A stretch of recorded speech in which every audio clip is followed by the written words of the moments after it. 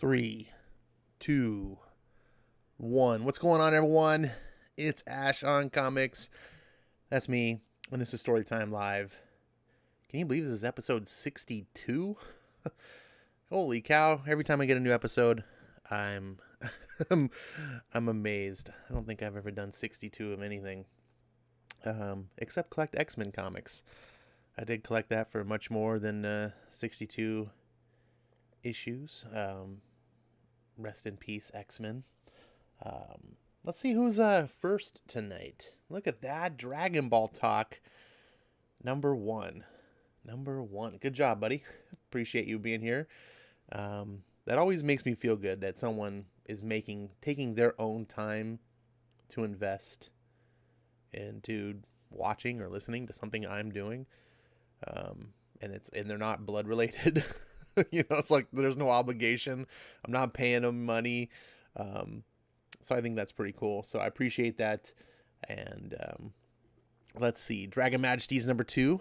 Welcome, Dragon Majesty. You've been a pretty loyal viewer for a long time, and that I appreciate that as well.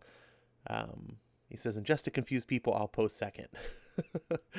I should probably recognize what Dragon said since he did post first. He says, do this daily. I'm used to the first post just being first, so it's pointless, not actually saying something of significance. Do this daily. I'm assuming by do this daily you mean the show. Yeah. It's hard enough to do it 3 times a week, but I do appreciate you wanting me to do it more. That's pretty cool. Tehillim is here, 3rd place, getting the bronze with his trademark G2CU all.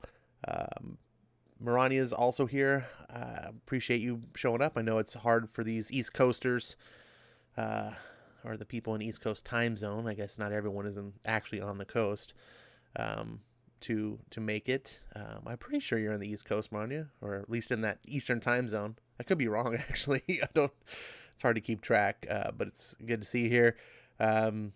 Music, please, she says. Yeah, I was a little delayed in getting that. I had some things I was trying to get done. There was something I wanted to talk about, and my memory is so spotty these days lately. I swear I'll have stuff, and it will just like poof out of my head, like it's not there. I know what it's like to feel like Joe Biden. Let's just put it that way. So I do have empathy and sympathy for the guy. I don't think I'm quite as far along as Joe Biden, but he's probably twice my age, so yikes, that's not good for me. Let's see. Oh yeah, Cop It or Drop It, said Comic Jeroni, our boy. Isn't Comic Jeroni the one that passed away? rest in peace. I didn't really know him, but I hope his family is doing well. Dragon Ball says XTC pill party music. I love it.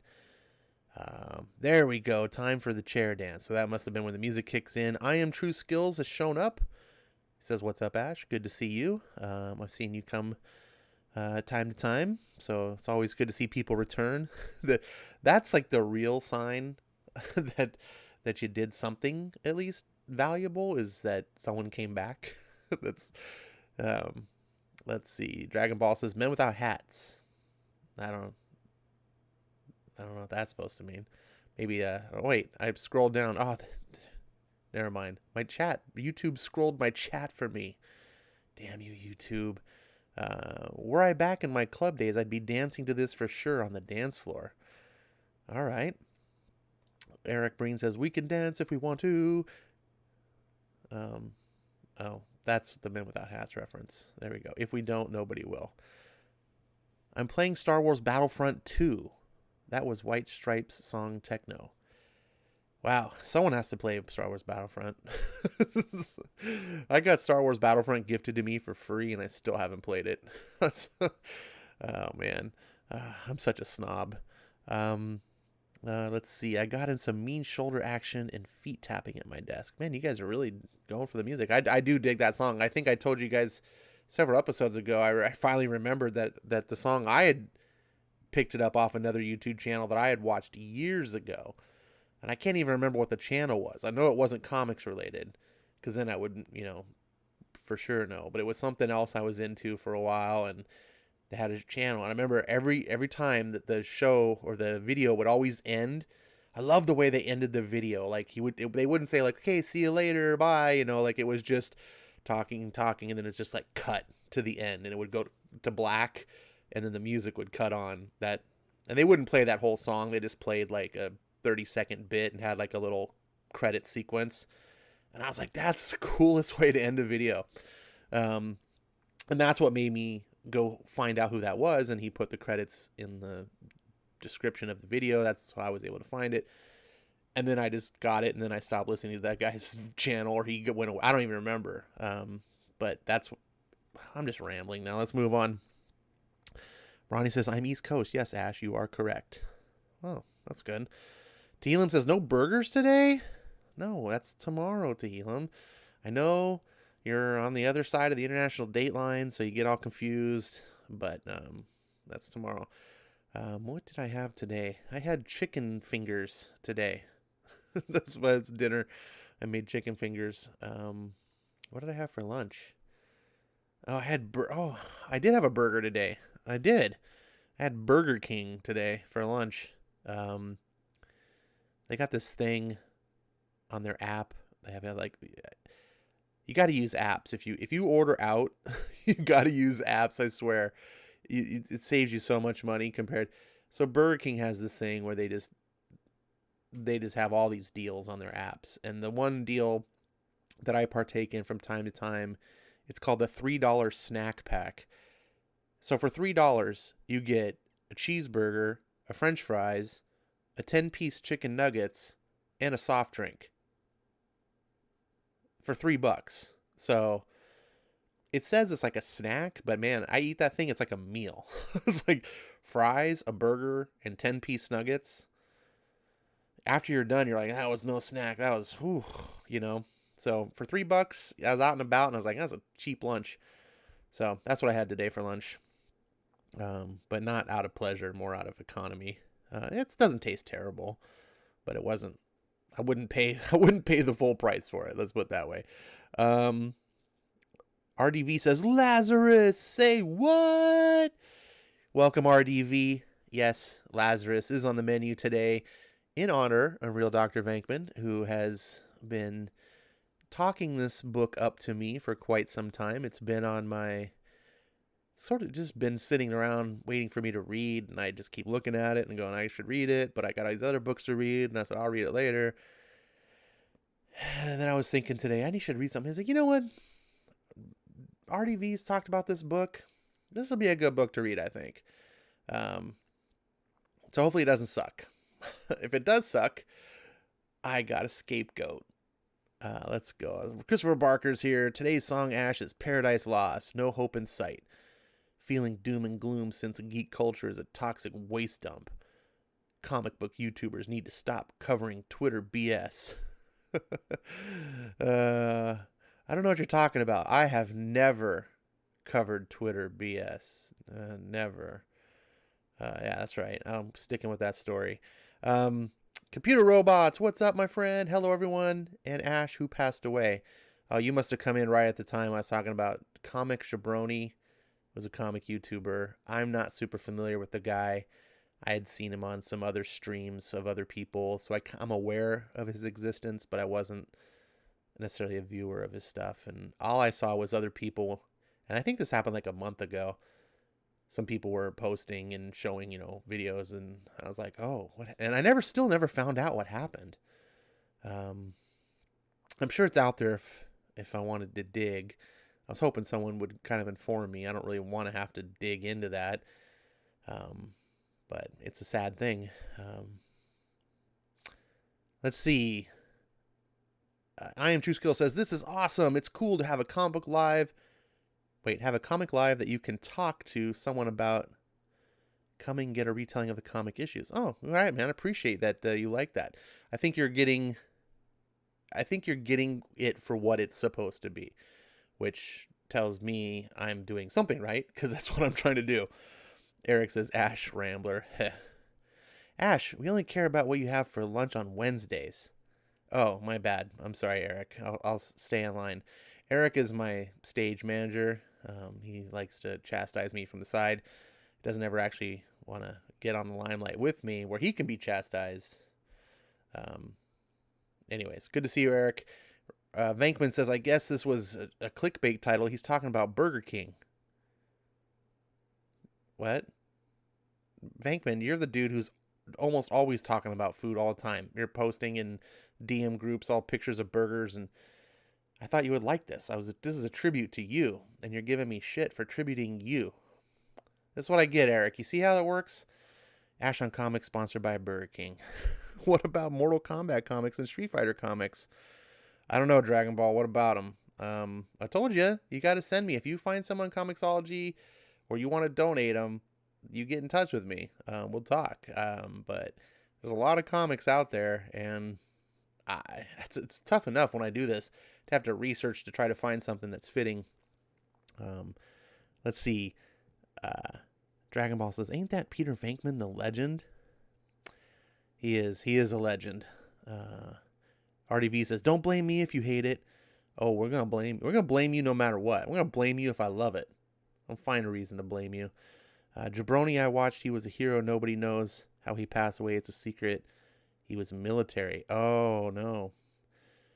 I wonder if it was in the line of duty. Dragon Ball says, I am unfamiliar with comicology. So it's comicsology. I'll type it in the little chat line here. Comics with an X, ology.com. It's owned by Amazon. It used to be an independent company, and Amazon bought them.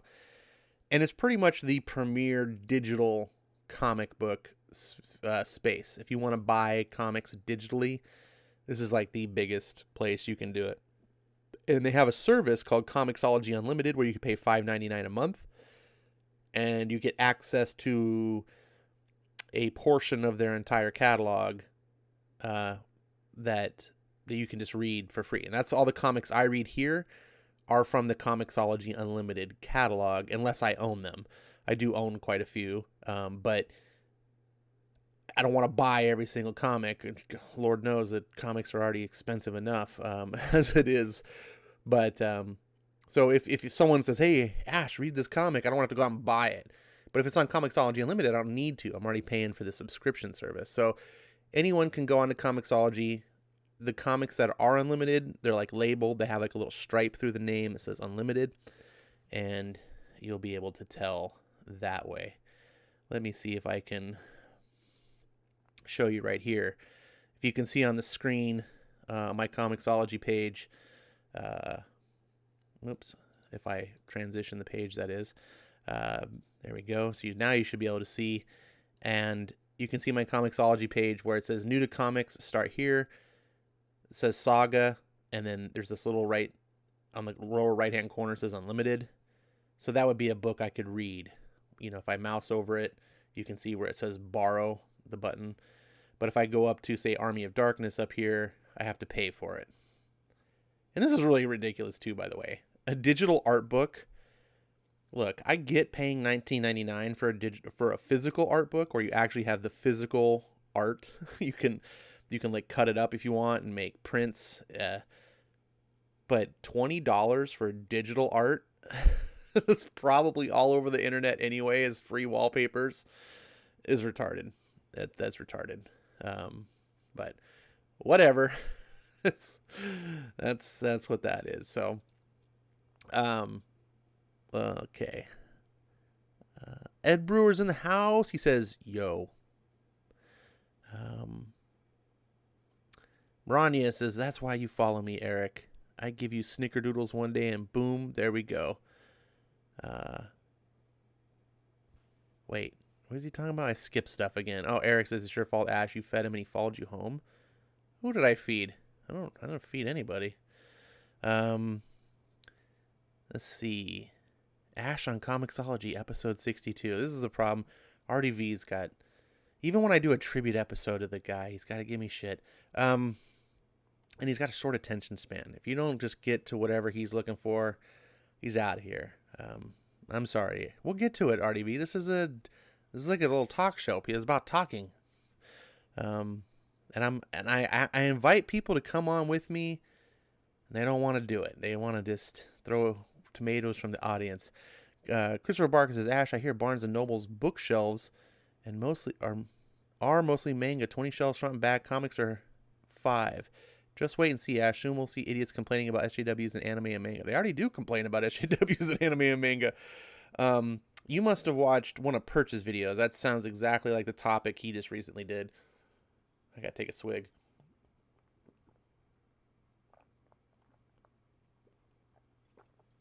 Or a couple swigs. That's good. I hope you guys have a nice, refreshing beverage. I'm drinking Stella Artois tonight. And yes, Eric, I'm drinking it with my pinky extended. Because it just feels like a snobby beer to drink. I mean, they sound the name Stella Artois. It's a Belgian beer. And it's pretty good. It's a light lager. It's exactly my style. Hope you guys have something good. If you do, let me know. I like to hear what other people are into.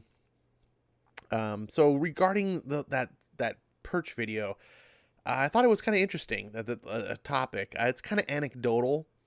I think that information is just, of course, his particular Barnes and Noble. And you got to remember, Perch lives in, I don't know if it's in Seattle directly. I think he lives in the outskirts of Seattle.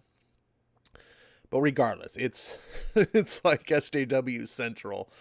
I'm surprised the dude honestly wants to open a comic book store in that environment. Like, it's just like it's just a different audience. I haven't been to a Barnes and Noble since I've moved back to California, but when I was in Colorado, well, this of course was a couple years back. The comics section dominated over anime and manga, so that could have changed. I don't honestly know. All I know is that comics and manga, while they're related, they're not the same thing, and they're just different. I mean, it's like books. I mean, books are different from comic books. They're both books, but we don't talk about like, oh man, Harry Potter sells, infinite millions of copies of books.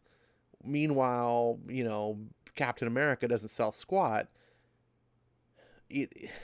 There's a reason. One, Harry Potter is a good book. Captain America sucks. But other than that, we don't really compare because they're apples and oranges. And I think, it's like apples and oranges to manga as well. But I think people have a limited viewpoint and don't see it that way, and they just think it's the same. which I believe is part of the problem that comics are running into, because people who are getting into the industry, and this has been happening more than just since yesterday. I mean, this has been happening for 20 years. There are people who are in the comics industry that were born after this trend started.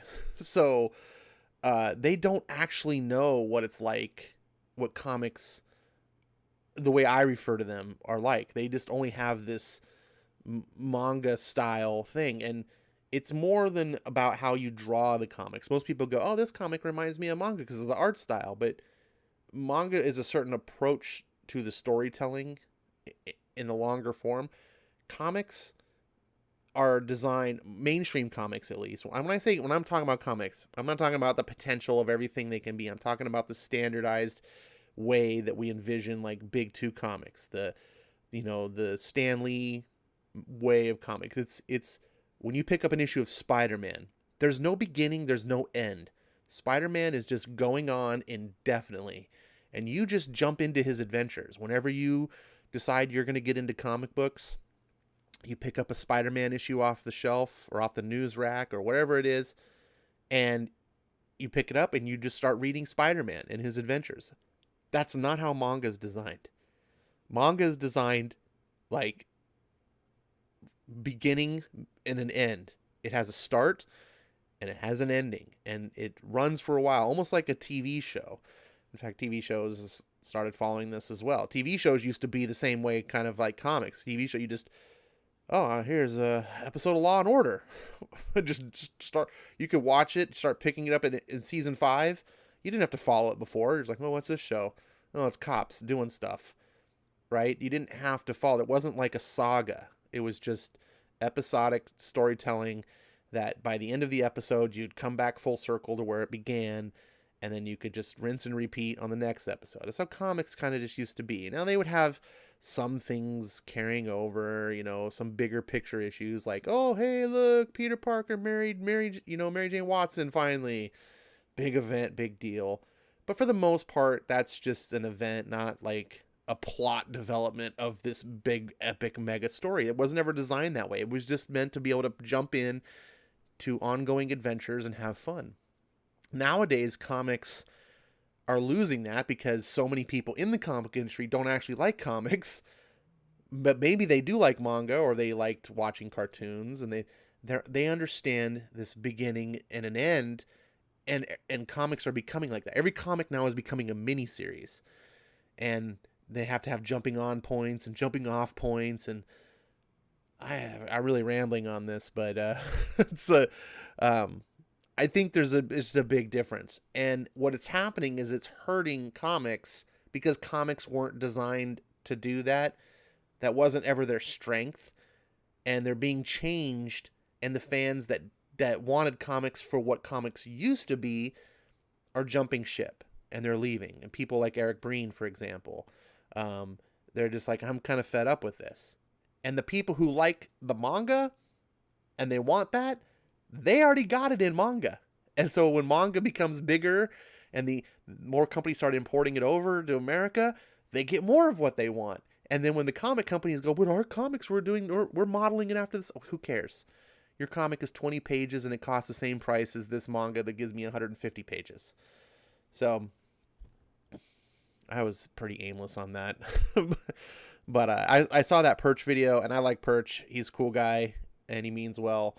And he had really a lot of good points, but there was also some points I wish I could have been on this episode and talked with him, because I think he also missed some things, and I can't actually remember the details of what they were. I would tell you, because my memory's cool.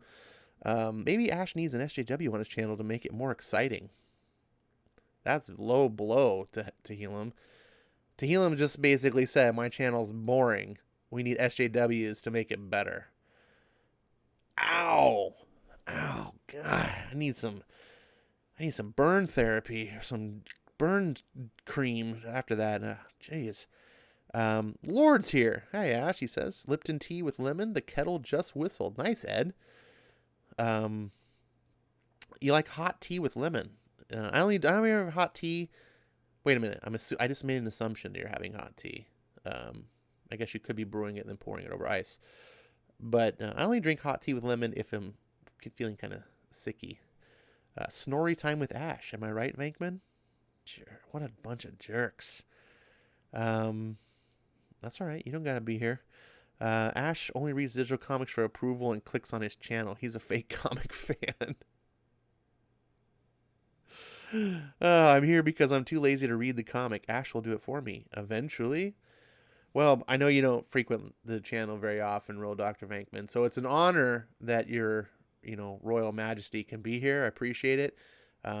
But the way that this works is the first half hour or so is a kind of chill chit chat, talk about comics, read the comments sort of thing. Like pretty much every stream you're on. It's like, so, and then I get into read the comics. It's not completely just 100% reading comics. Also, my Barnes and Noble went out of business, he says. Yeah, a lot of them are. Let's see. Manga is closer to novel in terms of its approach to the story. It's still illustrated fiction, so in that way it's similar to Western comic books, but the way the story is handled very different. I agree. What I was trying to say wasn't so much of the medium. I think I was trying to talk on how it's marketed and how it's sold. And it's a different way that it's delivered to the fans. And comic books just aren't meant to be that way. Here's a question, RGV. What has the geek culture accomplished since the evil SJWs took over? Well, the answer is nothing. Let's see. Wait, we're supposed to do something? Damn it. Says RDV. Hey, I'm fed up with this. What am I fed up with? I support you being fed up, Eric. Oh my god, I got a couple of trolls here. Thanks guys. Appreciate it. I've known these guys for a couple years now, and I appreciate you guys coming to troll me. As if I don't have that problem with regular trolls. I guess I can get these guys. They must be really bored. Doug Johnson's in the house. I picked up some free comic book day manga. Not for me. I like reading from left to right. Dude, that drives me nuts when they like. Okay, I understand manga reads left to or right to left. But when you take the manga and you adapt it to a comic book floppy format, and you don't flip flop it, no, don't. What the hell? Oh man, they used to do that actually about 20 years ago, or even older, 30 years ago, when that's how you could really get manga back in those days, unless you went to Japan. I don't know if you guys remember Epic Comics. Epic did a couple mangas, the big one being Akira. They would adapt them to comic format, and they would flip-flop it. So they would actually mirror all the art pieces, reverse the paneling, and re-letter the books so that they would be for Western format. Today, that's too much effort. You'd have to pay someone to do all this. Why, when you can just keep it the way it is and charge you the same price or more than you used to? Now it costs even more. So I think comic book makers have dropped the ball. Personally, I like collecting comics. I love the idea of going every week and getting comics, new ones. And I like seeing my collection grow. I like seeing the cover, not multiple covers per issue, but like multiple covers spanning over, multiple issues, being able to reminisce about what happened, and seeing that collection grow. And then occasionally, sometimes a key issue will come out and be like, oh, this is, something big happened, so this comic's now valuable for whatever reason. That's a lot of fun. Manga doesn't have any of that. So I would love to see some key mangas that are hard to get. And unfortunately, nothing's really hard to get in the US anymore when it comes to manga, but be adapted, and do the left to right, but because I don't like reading backwards either. I get you, I'll do it if I have to, but I don't really want to. Dragon Ball says, what does SJW mean? It means social justice warrior. And it's basically a term, the way I remember social justice warrior has actually been a term that's been around since the 1800s. But the way that it's used today is not the connotation from back in 1800s, although SJWs will try to tell you that it is. My perception of the term comes from about 10 years ago when you started seeing social media, and this was when Facebook was getting big. Twitter was around, I think, but no one cared. It was like Twitter. Facebook was blowing up, and and it was the first time something had happened. I forget what it was. Something big had happened, and I think it was in France or something, and people started going on and like posting the French flag on their, as their avatar picture on Facebook.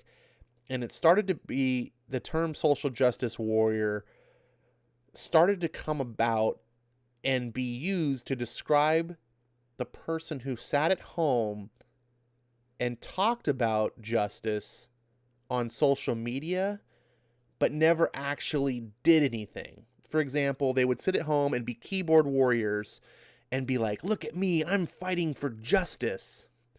So the way I always perceived the modern social justice warrior terminology was not that they were social justice warriors, as more that they were social justice warriors. Meaning like their war was on social media, and that's where the social, and then they got conflated. And then later on when people started really picking at them, because in the beginning people were like, oh yeah, it's, it wasn't bad. They weren't going on the street taking bike locks to people. They were just, look at me, how important I am because I changed my avatar on Facebook. I'm fighting for justice. And it's like, no, you're not. You're just some idiot online who thinks you're making a difference, but you're not. You're not doing anything. And it used to just be a mockery. And now social justice warrior has been elevated to be this supreme thing. Like, look at me, I'm on the streets raising my fist for BLM.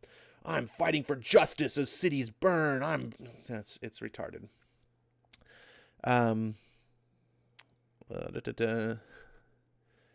We're in the weeds, Vank. In the weeds. Hardy B says, I need an adult.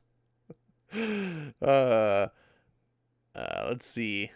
I thought SJWs was the gay, lesbian, and she's took over Marvel.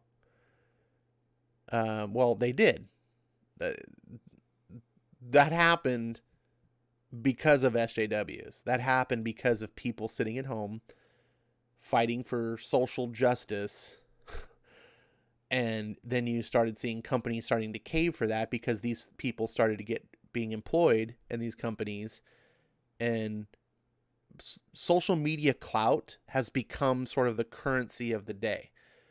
If you don't have social media clout, you don't have anything, and vice versa. Cancel culture has made the opposite. Like if you don't have clout and now cancel culture comes at you, like so people started becoming very afraid of the mob, and the mob used to only be in the the webs, like this virtual mob, and now it's elevated to it's on the streets.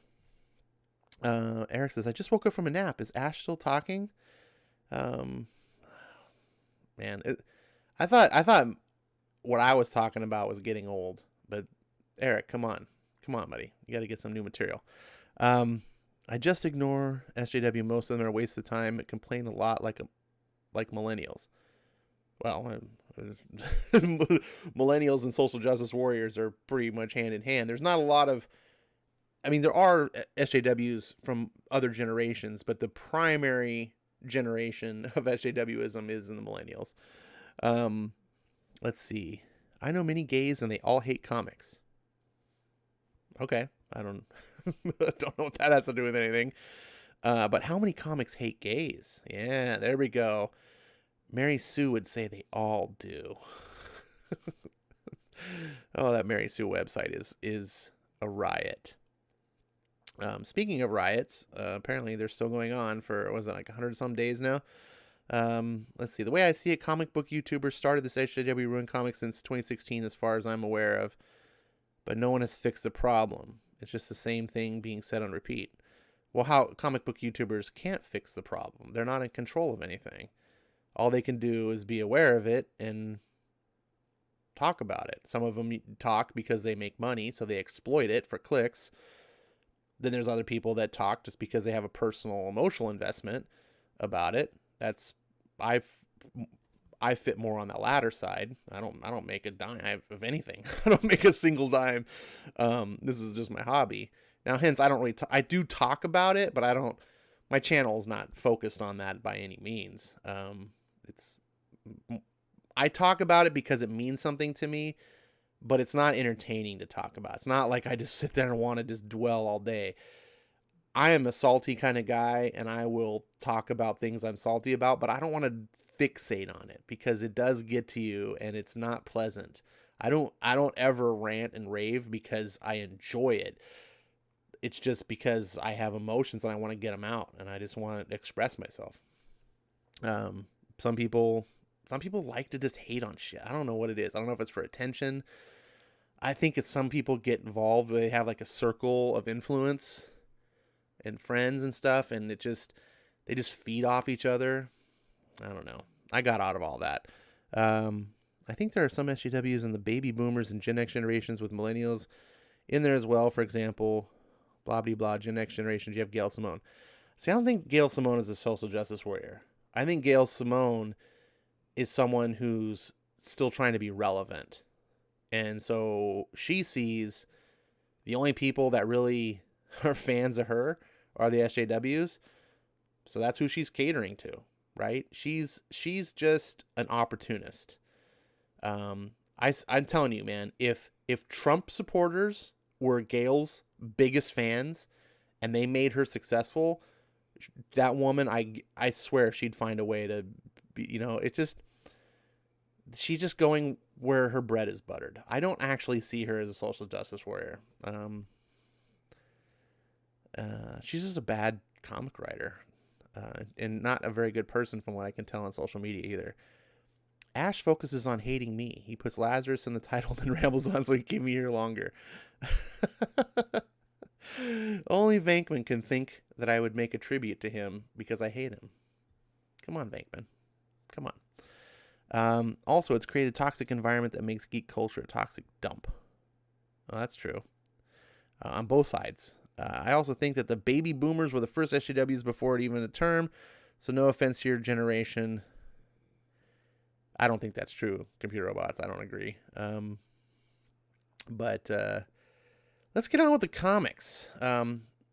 Tonight, in light of all the SJWs and all the things in comics, I got a real treat for you for our first comic. I think you're all going to really love it because he's one of the most popular writers. Some would say, although they're not here in chat because they don't come to my channel anymore, would say that this is the best writer in comics. This is Brian Michael Bendis, Ultimate Spider-Man. So I know I'm going to get a bunch of thumbs down because I am not qualified to deliver the greatness of the great Brian Michael Bendis. But I have heard nothing but great things from people like Jimmy, that this is one of the best comics ever by the greatest writer ever. I have never personally read it, and I've committed myself to reading this. And I know Venkman, since this is tribute to Venkman Day, is a huge fan of Spider-Man. So we're going to read some Spider-Man. This is going to be a cold read. Like I said, I've never read this myself, and I'm going to give honest reactions on what I think about it. Hopefully it's good. Like I said, I've heard that there's two great things that Bendis has done. The two best things he's ever done was his Ultimate Spider-Man and his original Daredevil run. So I am now going to sample this for myself. For those of you who have never had the pleasure of reading this, you're going to get my sweet voiceover on this. And yeah, we're gonna enjoy this together. First things first, why is Spider-Man's head so big? What the heck is going on in this cover? Doesn't his head look ginormous? Holy crap. And why does Who is this, like Spider Woman, Spider Girl? Why does she have a package? What's going on over here? I gotta go turn the page before I get too much in the weeds. And Artie says I need a beer 12. Tell me what you're drinking, buddy. Get some Stella Artois like me, and you can hold your pinky out, and you can become a comic snob like Ash.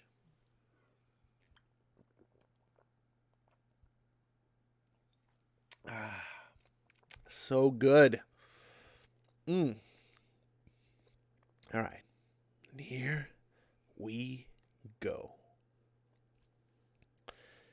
My name is Peter Parker. I'm Spider-Man. I was bit by a one-of-a-kind spider, and now I have one-of-a-kind spider powers. I saved the world. Or at least, helped saved it. I almost died doing it a couple of times, for real, but I didn't. I fought bad guys of every shape and size. True bad guys, world-class villains. Bad guys.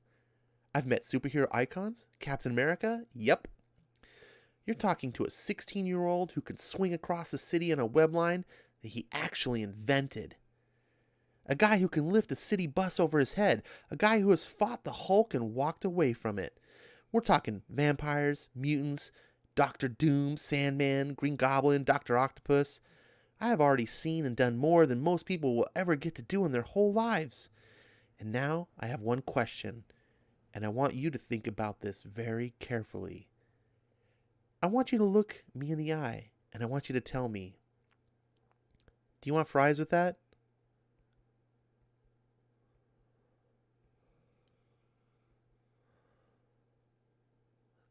Burger frog. Oh boy. What? Would you like fries with that? With what? Your order. My order? The chicken sandwich? Would you like fries with that? What kind of fries?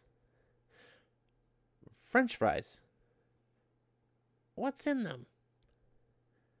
What's in what? French fries. Potatoes? And what else? Salt? Are you giving me lip, little boy? Lip? No, you asked me. I'd like to speak to your manager.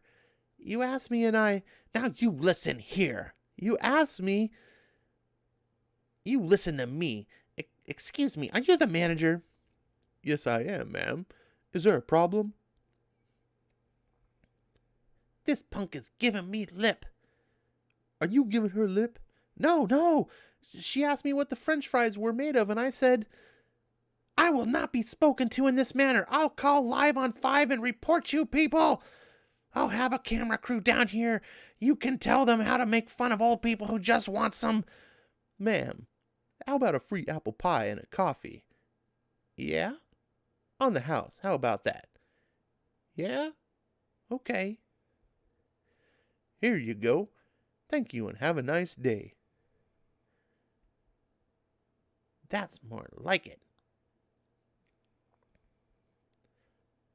Peter, I didn't do anything.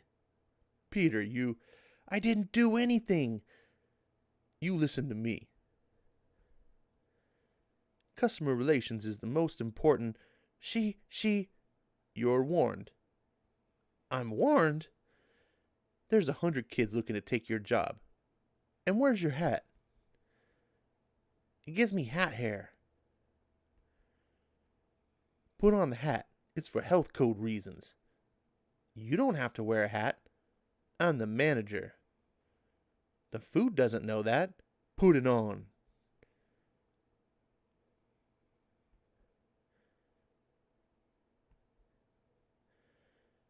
Can I help you?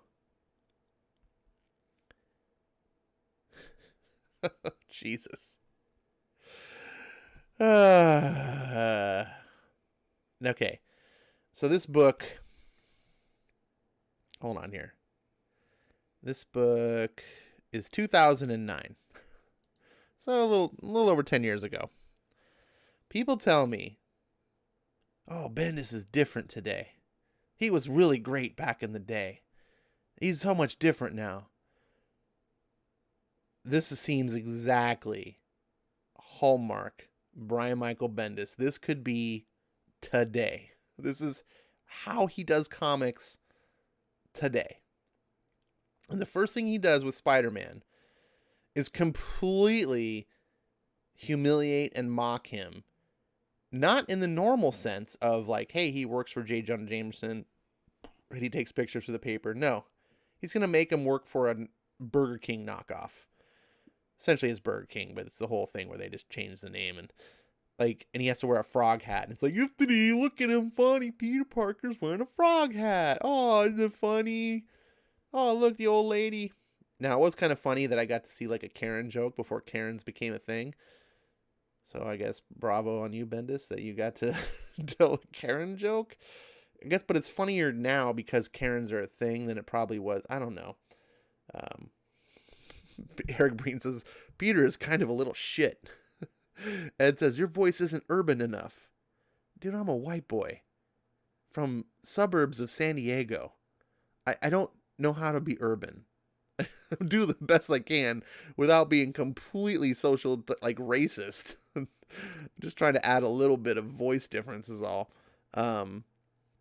Eric Breen, the Ultimate Spider-Man from Bendis that people tout is the 2001 version. Oh, now you tell me. Now you tell me. You're right. Actually, I do remember that. I didn't know. I just saw Ultimate Spider-Man. All right. Well, we're... Shit. We'll see how bad this one gets before I commit. Dragon Ball says, I'd throw this book in the fire. RDV says, I thought this was the 2001. No, this is 2009. Oh, shit. There's a riot in my chat. All right. Keep going. Keep going. Ash, pretend there's nothing wrong. Here we go. Look at this. Even this blurb for this is the first issue. There shouldn't be 1, 2, 3, 4, 5, 6 paragraphs of stuff to catch you up to issue number 1. Oh my God. I'm not reading all that. Burger Frog.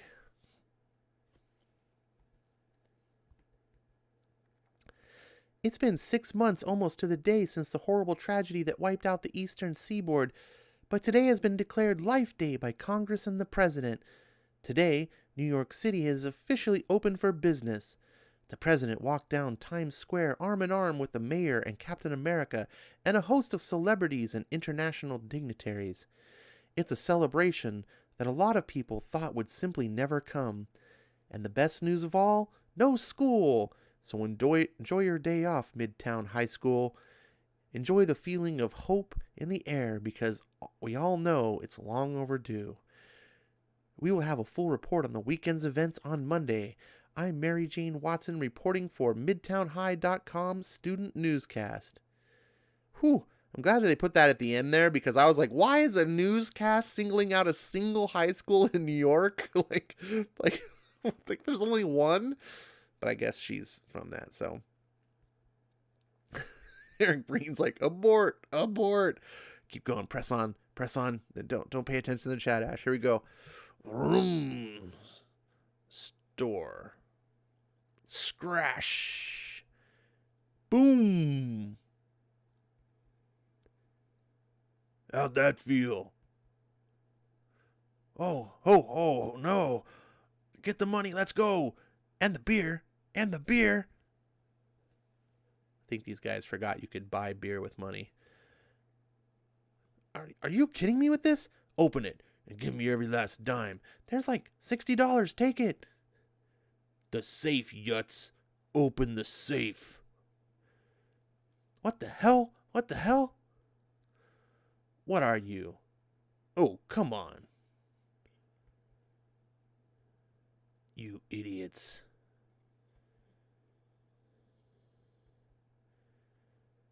Fuck you! Bam! Like I said, idiots. Bam, bam, bam, bam, bam! Yeah, so now what? This is what? Ka-tang. Ah! Crack. Oh no, ah, oh shit, thump.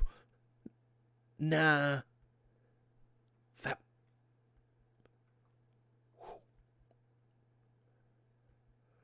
Smash. Oof. I don't. This isn't. Nah. You want to die? You want to go to jail for this stupid crap? All the horror that's gone on in the world, and this is the best you can think to do? Don't! Really? This is the best you could think of? You're going to go to jail. When you get out, clean up. Change your life. Be happy you still have one. Smash. Oh my God. You okay?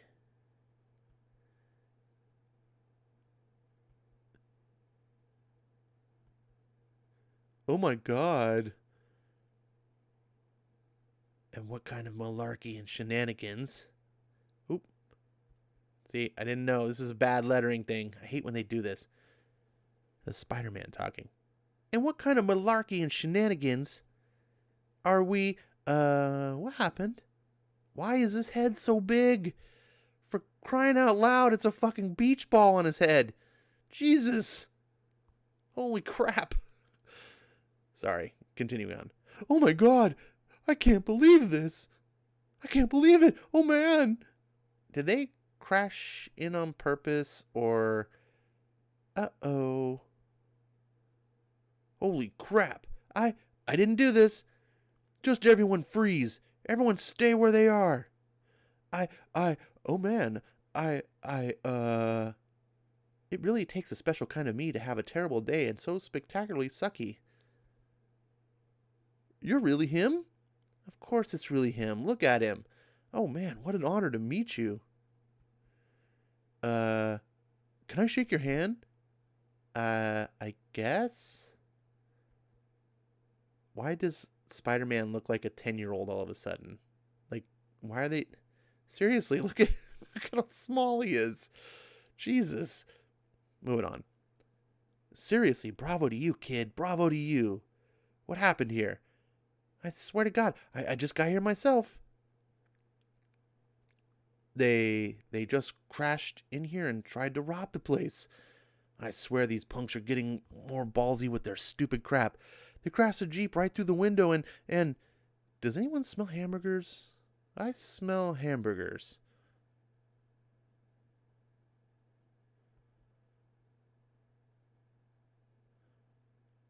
This guy is me reading this comic. Go, what the fuck am I watching?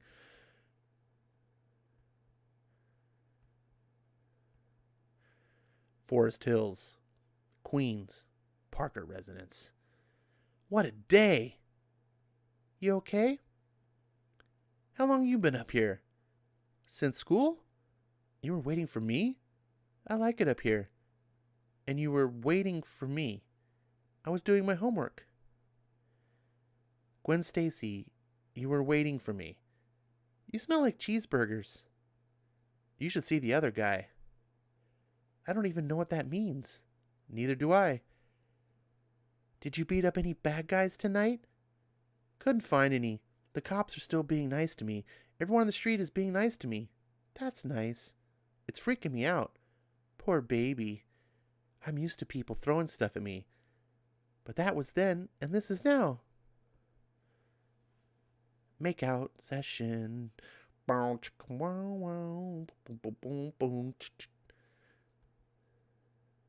Is Aunt May home?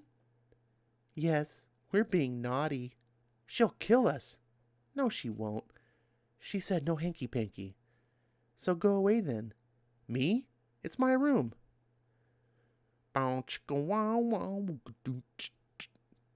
Peter. Gwen, is Peter home?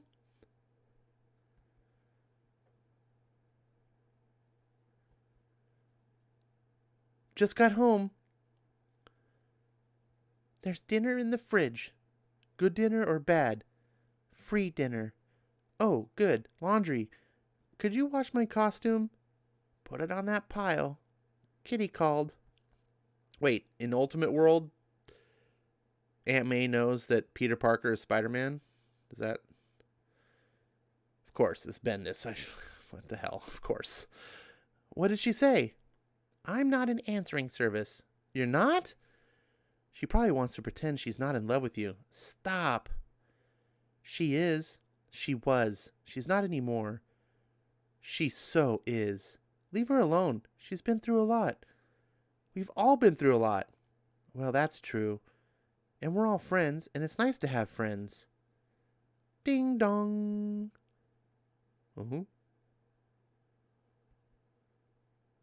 Is that the doorbell? Hi. Can I... Hey, Peter. Oh my God, Johnny Storm. Where have you been? Where do I know that name from? The Fantastic Four? The Human Torch? Oh yeah. Hey man. Are you okay? It's been months. Where have you been? I need somewhere to crash. Can I stay here tonight? I hate to ask. I just need a bed or... Hey. Sorry, I'm just... Oh? Later that night. Explain this one to me. What? How does the Kingpin get to come back to America? Ah. I mean, I'm glad to be back in business. Sure. But the guy that was caught murdering someone? I'd keep your voice down. He was caught red-handed. It's on tape. Shh. Seriously, man. I need the gig even worse than you. Who the hell is talking? I hate this. This is terrible. You just have word balloons that don't attach to anything. What the hell's going on? I don't know how to read. Sorry. Rant over. Thing is, when the city's down, so did the courthouse, so did the federal building, so did the evidence. A little payola here, a little payola there, and boom, the Big Man is back in town. He is bulletproof. Shh. He might be right outside the... Oh, hey boss, you look... It's so great you're back. Seriously, if there's any... Give me the room.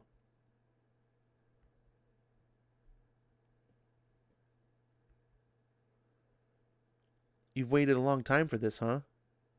I told you I wanted the... Who are you now?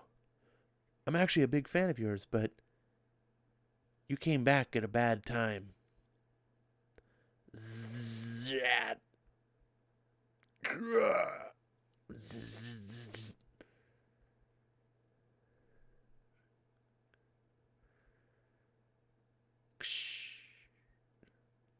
Bye, Kingpin. Toom. Humpty Dumpty. Very nice. That'll look good on the resume.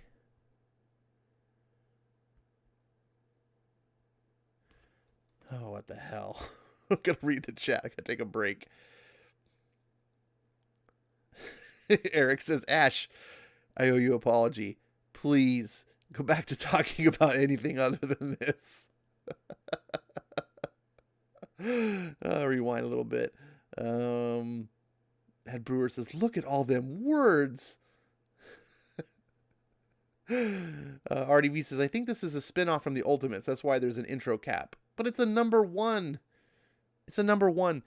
My point on that intro thing, is on a number one issue, all that stuff that you need to tell on the intro cap, you should incorporate into the story. Right? If you should bring people up to speed in the story. Now, I understand that you don't want to do that every single issue. So it's nice in between. You can be like, hey, last issue, this happened. That's what that's for. It's not supposed to be, hey, this whole run of comics beforehand that you needed to read to start this number one. This is why people are getting off of comics. This is why I was talking about the whole manga thing. The investment you have to make just to comics historically, previous to the last 25 years, that is, have been designed such that you could just go in and be like, hey, Spider-Man, this seems kind of cool. Pick up an issue and read it and be fine. You didn't need a whole exposition dump to tell you everything you'd missed. Now, obviously, if the book was good and you were entertained and you wanted to know more, then you could get back issues, and that was part of the whole fun of trying to collect that and find the story. But it wasn't, you weren't left blind to the plot. You were left blind to the flavor and the things that on the previous adventures that you wanted to know beforehand, but you didn't need to know, if that makes sense. Anyways, I don't want to go in the weeds. Eric Breen says, this Mary Jane ain't nobody's jackpot. Well, that's not Mary Jane. It's Gwen Stacy. Let's see. Spider-Man Loves Mary Jane was better than this. Oh my gosh. Dragon Majesty says, amazing. Mary Jane is better too. Bendis outs secret identities of every hero he touches / ruins, says Maranya. This is so like Bendis formula. Like, I'm reading this and all I can think of is what he's doing in Superman. He's like a dog, like a male dog that, like, you walk him down the street and he's got to piss on everything because he smells like some other dog was there before. And he's like, no, I got to mark it as mine. It's like, oh, hey, look, Kingpin. That's a cool Spider-Man villain that we all like. Nope, kill him. Done. Why? It's for this guy on the cover, this page right here. We don't, who is he? I don't know. You might know because maybe you read these comics. I never read the Ultimate books. So it's like replace the stuff with his characters. Kill off the stuff that's not his. Change things. Oh, and it's historically proper that Aunt May is oblivious to Peter Parker being Spider-Man. Oh, no, change that. I'm going to make it so he's, yeah. Oh, my goodness. Mary Jane was the boyish-looking reporter earlier in the book.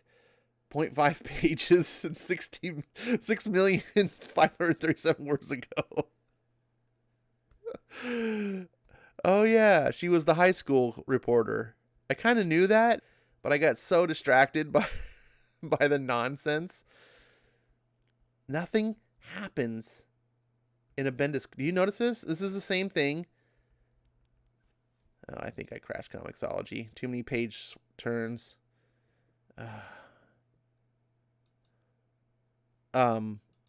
Nothing happens in Bendis books. He does not know how to write a plot. It's just random stuff. It's like, hey, some stuff is going on. It's just random. There's no plot. Okay. It's I clicked the button, edit the reader.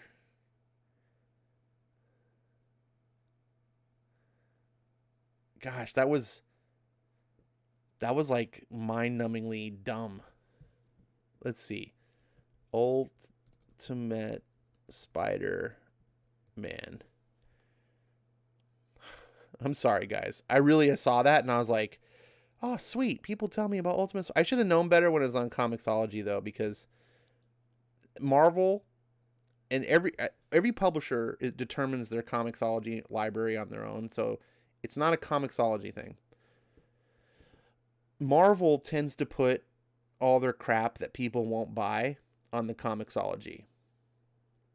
And it sucks because that's not the case with other publishers.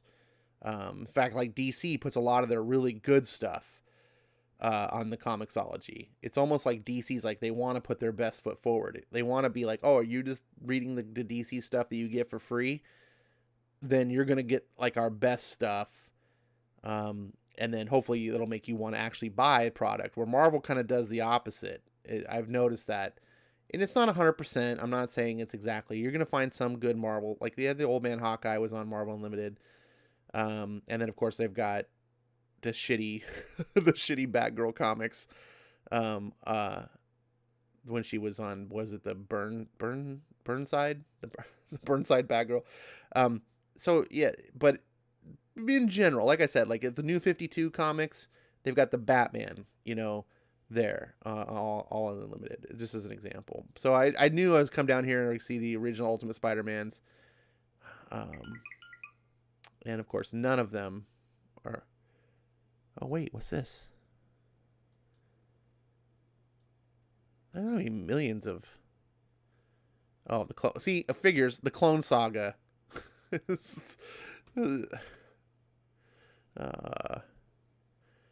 the Clone Saga is the one that's on Unlimited.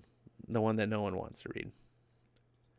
It's bad enough that there's a Clone Saga that went on for years. And then they did one for the Ultimate Universe too. Let's see. Why is there no...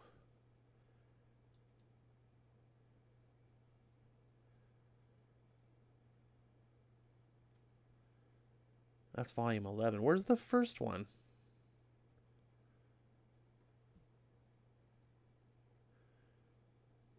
Oh God, Comixology.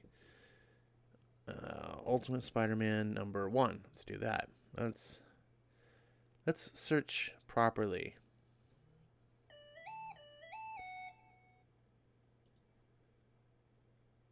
Oh, is this it? It is on Unlimited. Look at that. This is the one, right? No, wait. Why does it say 2009? No, 2000. Oh, because the trade was printed in 2009. So here we go, guys. Unlimited Spider-Man Volume 1, Power and Responsibility. Let's see. That one is unlimited. Let's see. It's got 5-star rating. 590 people said it's amazing.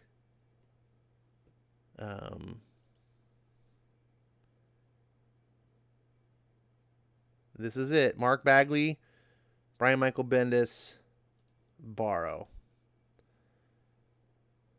Boom. All right.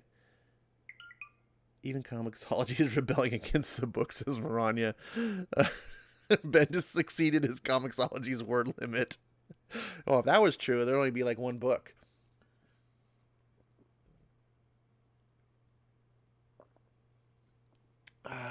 Man, I'm out of beer. That sucks.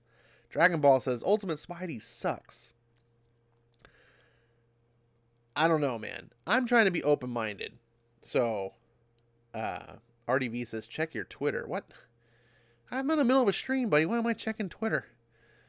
Hold on, everyone. RDV's got something he's got to say.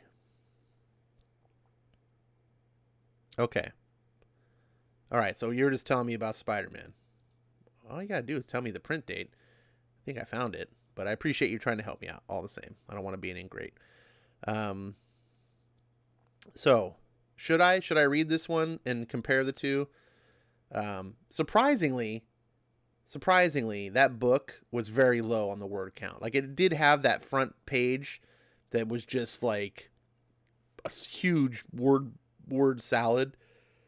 But after that, there was quite a few pages of like just a line here, a line there. So there's no Spidey in the first issue though, just the origin. I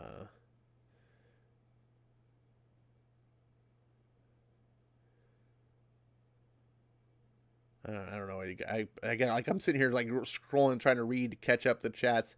It can be difficult when people talk in segments.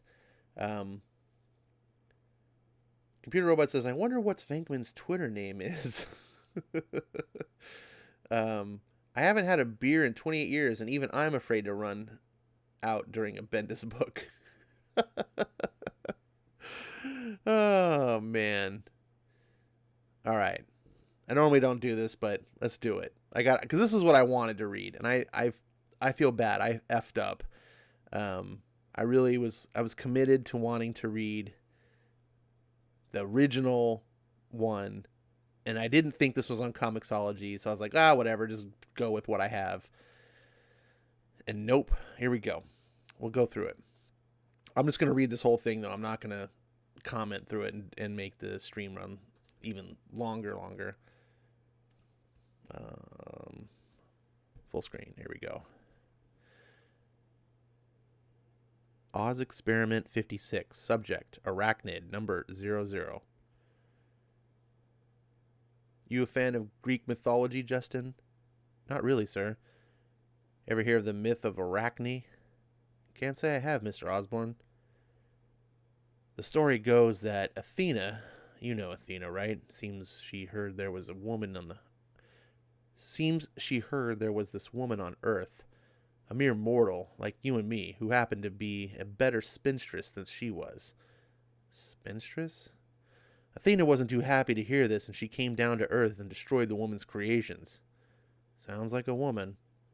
When this mortal girl saw what had happened, she had insulted the gods and that her life's work had been destroyed. She hanged herself. Athena took pity on this poor girl and touched her on the forehead with a magic liquid and said, "You shall not die, Arachne. Instead, you shall be transformed and weave your web forever." At Athena's words, Arachne shrank and blackened. First her nose and ears fell off, and then her fingers turned into legs. What was left of her became her body, out of which she spins, and what was left to spin her web. I don't know why I'm having trouble reading Bendis. This is not normally, this is not the normal Bendis that I find awful. It seems okay. I'm just having trouble, the way he structures a sentence. Anyway, I'm sorry, I'm breaking up. Mr. Osborne? Osborne Industries, main laboratory facility, Long Island, New York. Mr. Osborne, your lawyer is on the cell phone. Says it's important. Important to whom? Based on the original story in Amazing Fantasy 15 by Stan Lee and Steve Ditko. Oh, so Bendis is plagiarizing. Gotcha. Stan Lee presents Powerless by Brian Michael Bendis and Bill Jemas. The guy who destroyed Marvel. Awesome! Great! Brian Michael Bendis script, Mark Bagley pencils.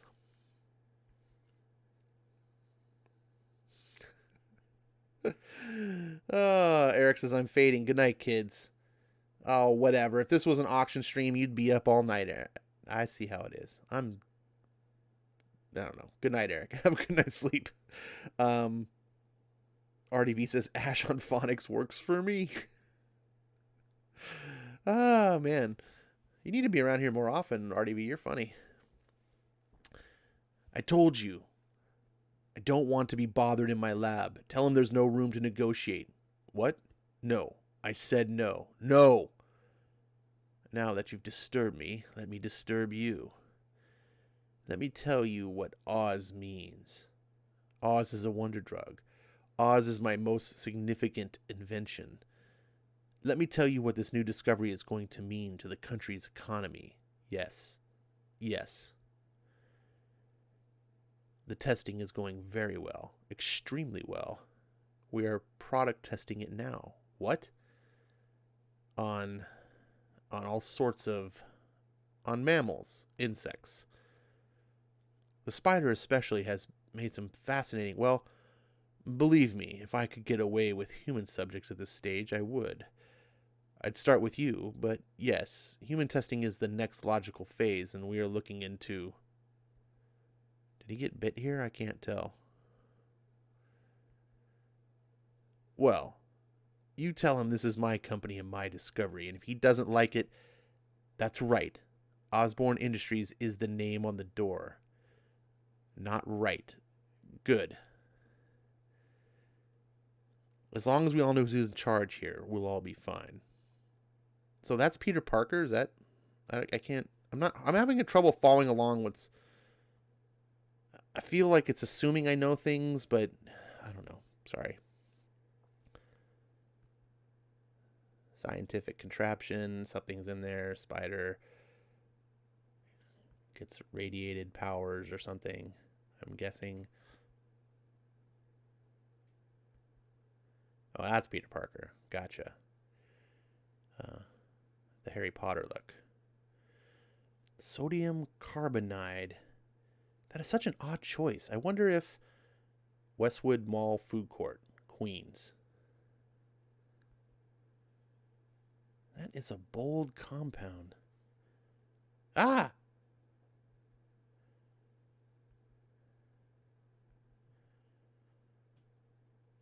give it to me 2 times. Ha ha. You crazy. Oh my god, I totally forgot to tell you. What? I'm huge in the doghouse at home. Why? I totally took off for senior skip day. So I'm totally grounded and why? Everyone skipped for senior skip day.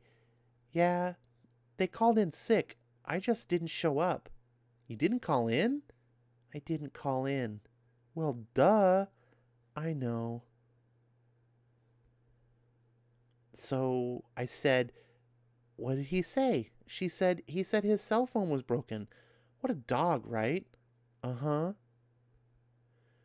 So I told her to tell him, drop dead, right?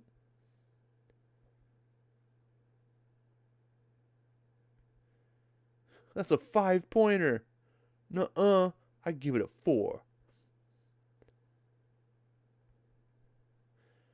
I'm gonna go try on tops. Coming?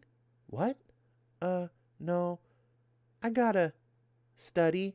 Yeah, duh. What else is new in the world of Brainy Janey? I'm gone. Oh, so wait, Mary Jane is a brainiac in this version? I should have guessed. Oh, Peter's got ketchup on him. And Mary Jane feels sad for him. Oh.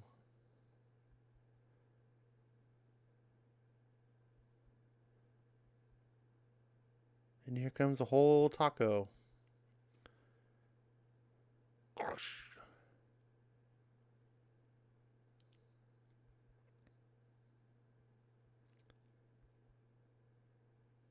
Slam it home, King Kong. Goal! You guys are such idiots. Really? Hey, Peter. Uncle Ben, what are you doing here? I thought you were just dropping me off. Isn't that Mary Jane over there? I needed some pants, so I bought some pants. Why isn't Mary Jane sitting over here? Mary Jane? Get over here, girl. Don't you look like $1 million? That's not creepy at all. Doesn't she look fab, Peter? Yeah, sure, of course. Jeez, Uncle Ben. He's just like cool, old creepy. It's like Joe Biden over here, Uncle Biden. And then it's just like, yeah, you should.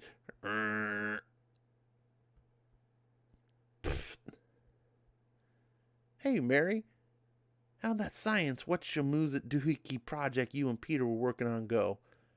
Peter didn't tell you? Oh, I didn't want to bore him with. I think we did good. You did great. You always do. P.S. 163 Queens District. Oof. That is definitely worth 10 points. Goal! 10? That was a 6 tops.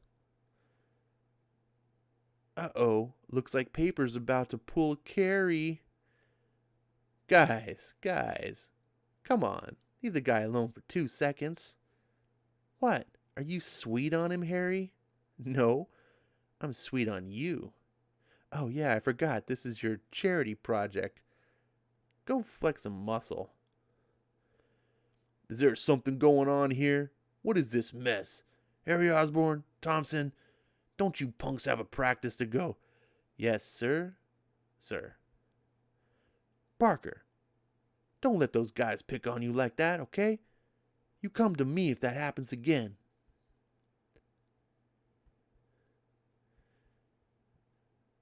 Petey, when are you going to learn to stay out of their way? Yeah, silly me for walking down the hall. What was I thinking? So I'll swing by the Parker pad around 8. We'll go through that biology stuff. Actually, Harry, I was going to work on one of my... Great. I'll bring some nosh. You bring the brains. Fine, but, what? I don't mind doing your homework for me. Sorry, I don't mind doing your homework for you. helping me with my homework. But can't you get those jerkhole teammates of yours to get a new hobby? Oh, forget about them. Roll it off. Roll it off? Don't worry about it. After high school, you're going to whiz right by them. You'll slap together with one of those internet companies that sell widgets and make $40 million or something. And these guys, you know how it goes. Flash Thompson's whole life peaked 3 weeks ago. Yeah, well, that ain't helping me now. I'd help you, Pete, but, them's the politics of being me. See you on the flip mode. Great. This is one of Peter Parker's best friends? What the fuck? Meanwhile, at the school gymnasium. Come on, Flash, show me the moves. That's the man. And the Kong puts it through. King Kong. Jeez, that's not racist. You're up, Parker. Why does Peter Parker's coach Alex Jones?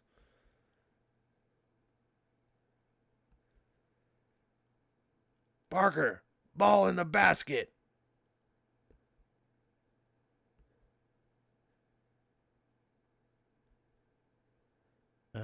I can't tell what's going. I guess he's missing the basket.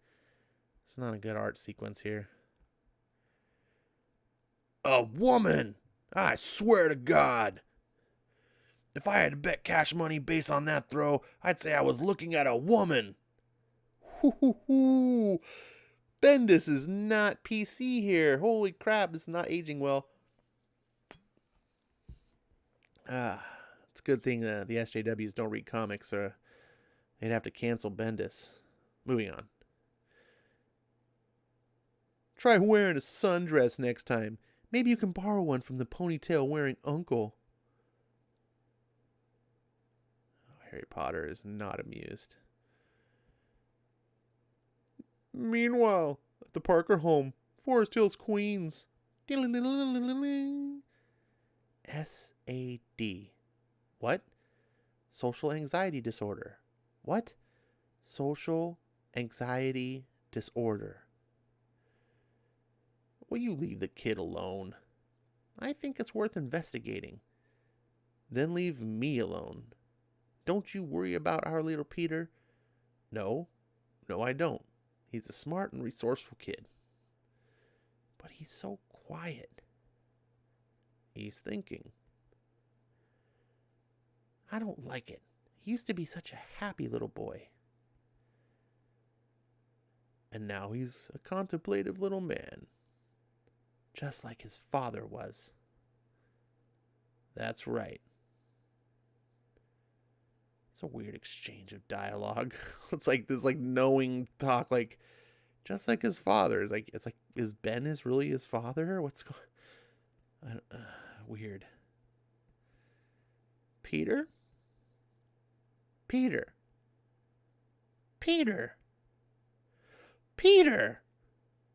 Hmm? What's up? What did we say about reading at the table? Did we say we liked it? You know what? I'm going to look up this social anxiety disorder on the web. That's a good idea, May. That should keep her busy for hours. Heard you.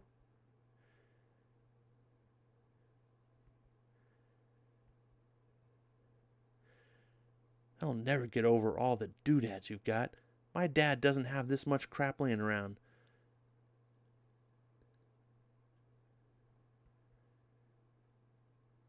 Yeah, most of it, I got from my dad. Inherited it? Yeah. Hey, how'd your parents buy it? Plane crash. Bummer. So, I bet that Watson girl gets all hot and bothered down here, huh? We're just friends. Uh-huh. Oh, no, don't do that. Sorry, delicate. What is all this anyhow? You're not going to blow up the school, are you? No, stop it. It's really, see, my father was working on a couple of patents. This one was for this interesting molecular adhesive. I haven't wrapped my head around some of the more complex components. He hadn't finished the testing before you know, but I've been running a series of density tests and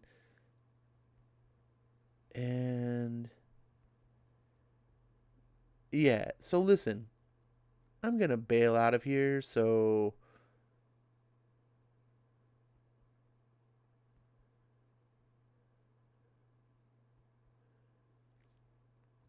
let me tell you something about the American consumer market, Joe. The cigarette companies listened to me. The cigarette companies were putting addictive levels of nicotine in cigarettes decades before anyone figured it out. And when the government of the United States finally got around to figuring it out, it was too late. The entire world was already having a nicotine fit. So don't tell me that it's against the rules to add whatever additives we so desire to our own products. If I see fit to, then what?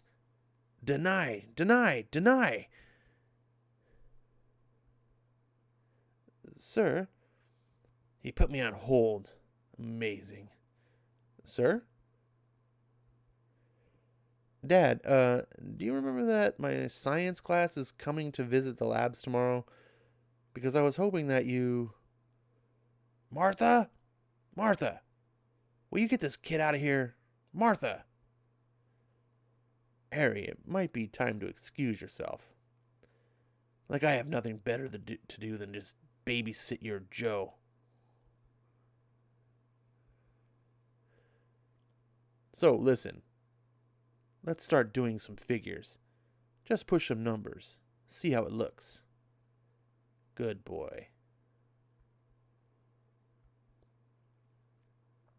Welcome, children.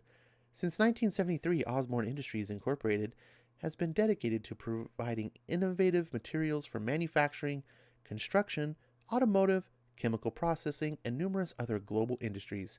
We are a leading global manufacturer.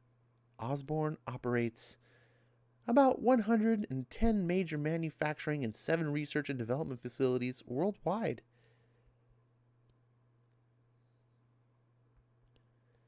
We manufacture and produce chemically engineered products with special focus on replacements of EHS hazardous acids and solvents. If you follow me down this way, you will see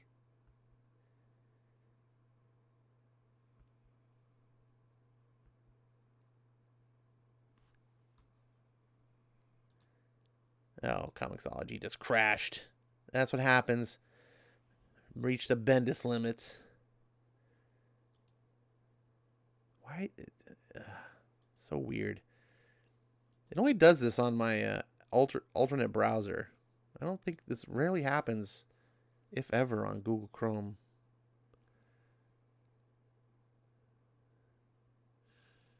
Please stand by.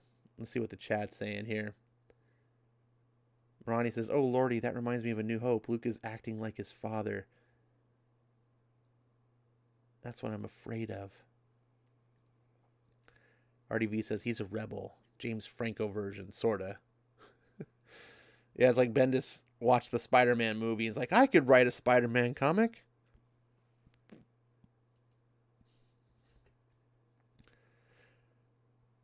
Out of nowhere. Ah! So, they're on a tour of the lab with, what, dozens, maybe 100 people in a public area, and then there's this giant spider just appears. Look at that thing. It's freaking enormous. Just out of nowhere. Ah! And just like that, Peter Parker sued one of the biggest corporations in America, won $200 million easily, and he became super wealthy.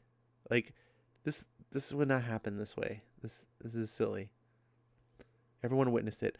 Oh my God! He throws it on Mary Jane.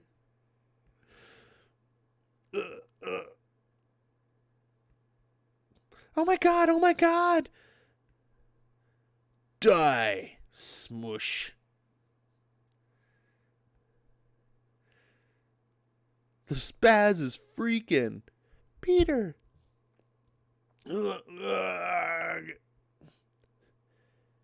What's going on here? Peter?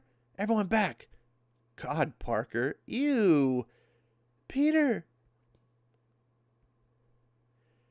Yo, man. That was a big honking spider. Peter. Can you hear me? Peter. All right, kids. Let's get into a single file. See how I killed that thing? Parker, can you stand? What is it, son? Peter, please, say something.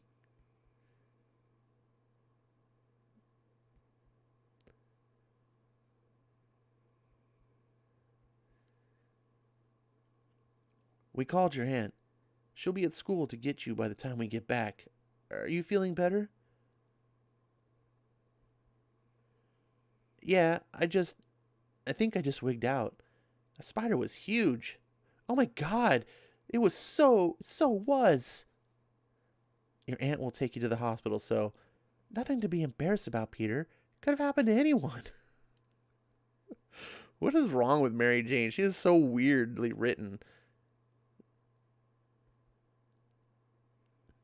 Well, how come it always happens to me? Not always.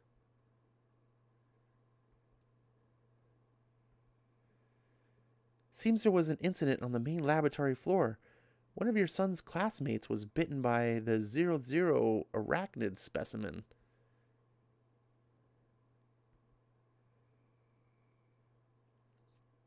Harry shows up and something turns to crap. What a shocker.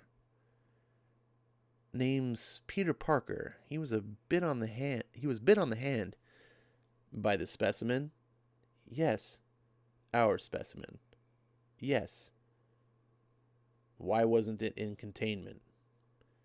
We're checking on that, sir. I don't know, but the specimen was destroyed in the chaos, sir.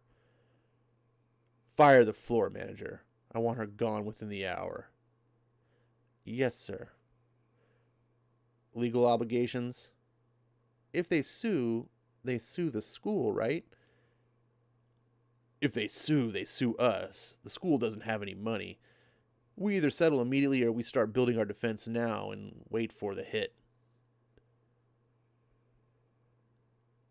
It's an admission of guilt if you even pay his doctor's bill. No.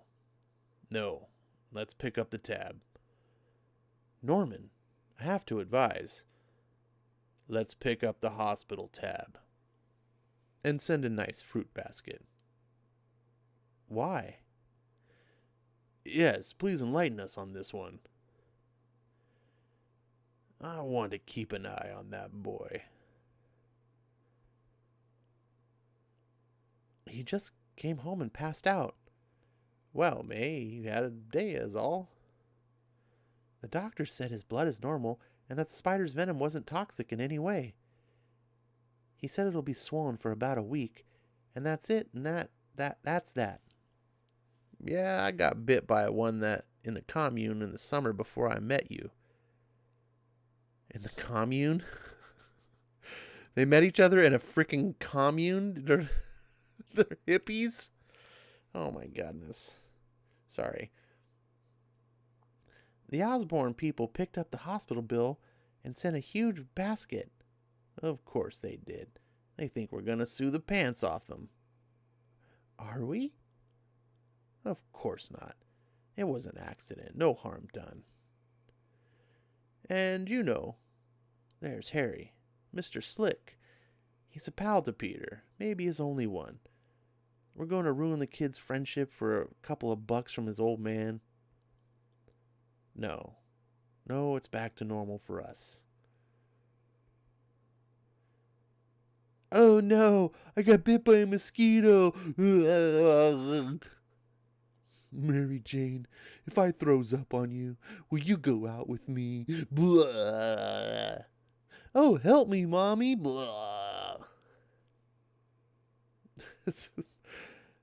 Did any of you experience this in high school? Because this is not how high school was by any recollections I recall.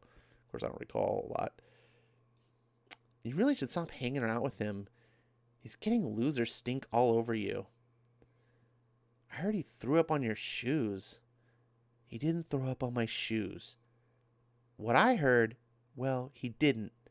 The cheerleaders are calling you spew shoes. Well, for them, that's almost clever. Looks like a 10-pointer.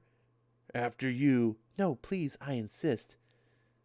Mr. Thompson, it would be my honor.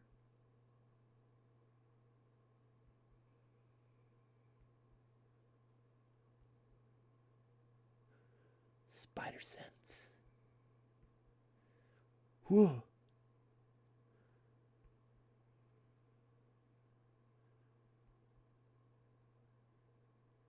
Flip. Smash.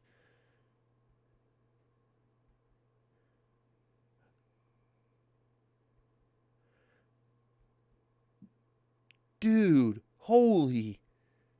Peter? I.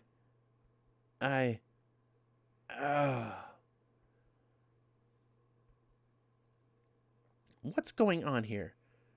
Kong, Harlan, how many times do you need to be warned? I don't care who you think you...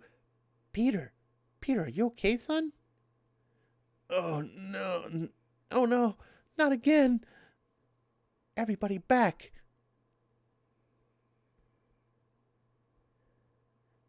Oh,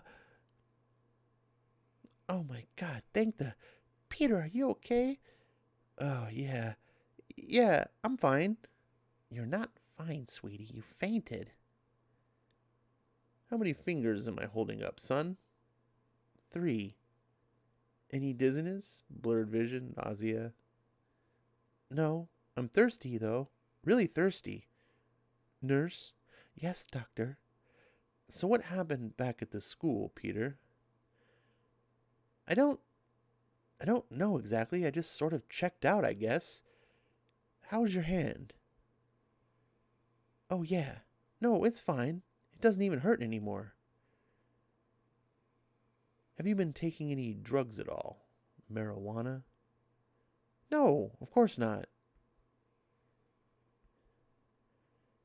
Now's the time to tell me, Peter. We're going to run blood and urine tests, so... No, I swear, I wouldn't even know where to get any of that. The thing is that Peter has always suffered from environmental allergies. Maybe the spider bite mixed with the...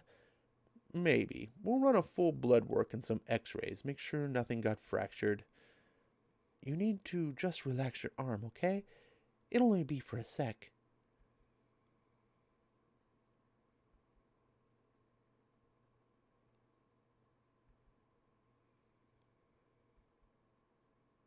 Huh.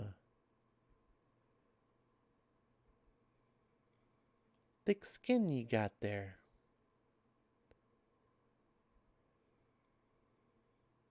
You could have fooled me. Hi, could you take this to the lab and have them do an express on this one?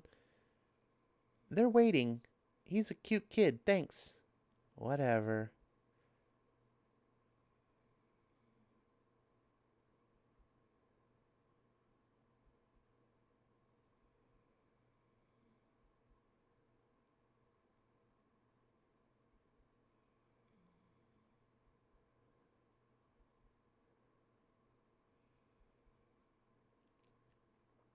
Sir, the Oz. It's killing him. How? Well, I don't know, do I? They'll trace it back to the lab. Yes. Set the project back, maybe forever. Yes. How long does he have? Not long. So he's going to die. Yes. So, no matter what, he's going to die. Shaw. taken care of, sir. What is that? A banana bread. A banana bread? I read this book on homeopathic remedies. Potassium is fantastic at counteracting allergies. Potassium is in bananas. Bananas are in bread. You will eat the banana bread. I would like a piece. No. No? No. It's for Peter. Rip off. Eat.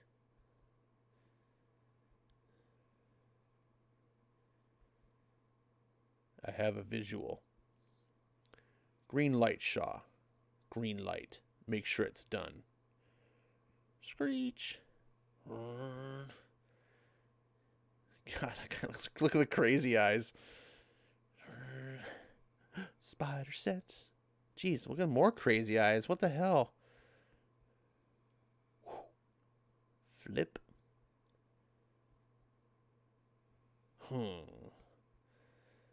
Mister, oh my God, are you okay?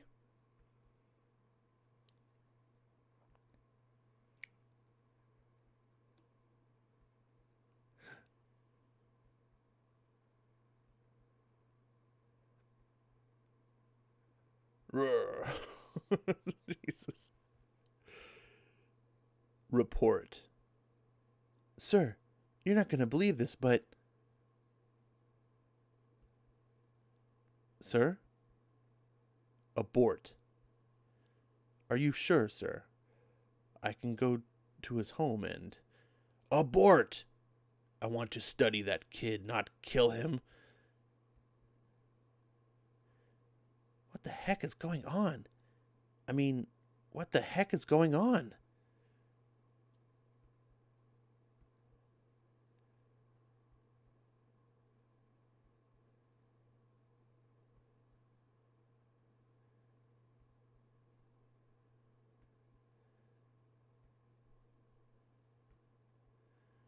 I knew that van was coming for me. I knew it.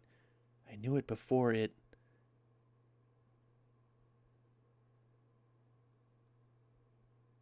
Search osborneindustries.com.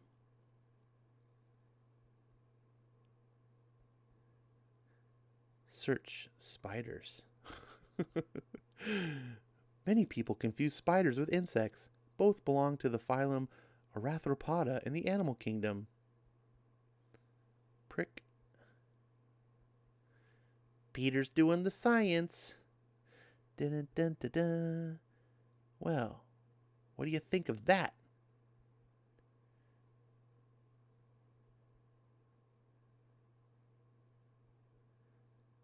Spiders have developed a feeling mechanism that makes them capable of detecting moments of no way. It's nighttime. Peter, get up here, now. Oh no. So I get a call at work, and the principal's office says that he didn't even go to school today. Where have you been all day, Peter? I was in my lab. What were you doing? Hello? I didn't feel like going to school today, all right? Didn't feel like going? He didn't feel like going. School isn't the party you think it is, all right? Well, you're not supposed to be having a party, young man. You're supposed to be in school to learn. Yeah, I know. Now I know what happened on the field trip. Now I know what happened on the field trip was embarrassing. I can see that, but... Are you feeling all right, son? I'm fine. Peter.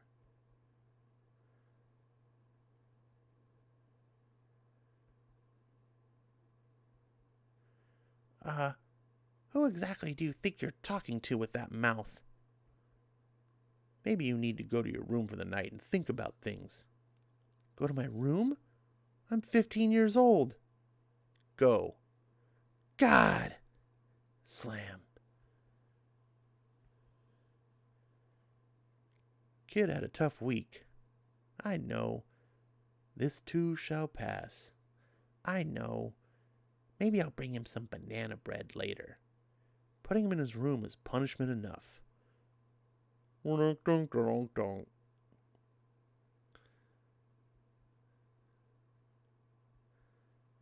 Ah!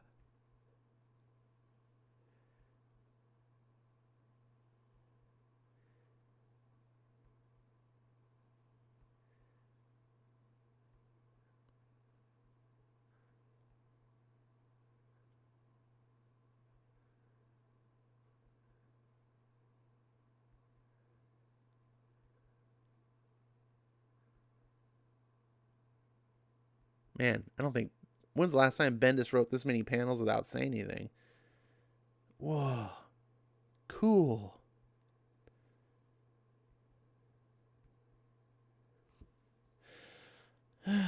All right. That was better. That was better than the 2009. I will give it credit. But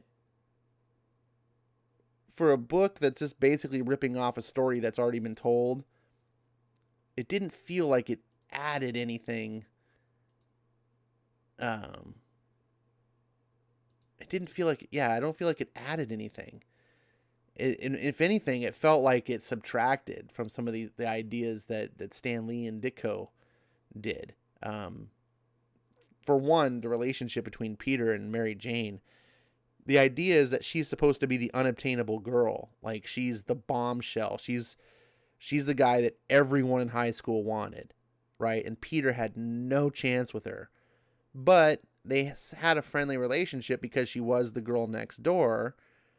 And so, she wasn't like a bitch to him or anything, but it just, Peter didn't have the self-confidence because he was a nerd and stuff and whatever. And he just, and he does eventually get her, but that's the idea. And this, it's just boom, right from the get-go. Mary Jane, of course, a sure thing. She's all hot and bothered for him. Like, just straight up right from the get-go. Flash Thompson is like a total asshole. They don't even give him any sense of character. If you go back and read old school Spider-Man, Peter Parker was actually more of the jerk to Flash Thompson. It's a big misnomer that I think people who don't actually understand Spider-Man think of Flash Thompson as being like the jerky, stereotypical, he's the jock picking on the nerd. Peter Parker was actually kind of the asshole. Here, it's just the way they write the characters. Aunt May, her personality seems all off.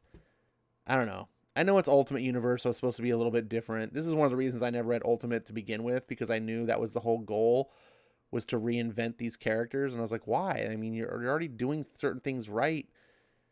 Why fix what ain't broken? But that's Bendis's mantra. Like, it's just constantly fix what ain't broken.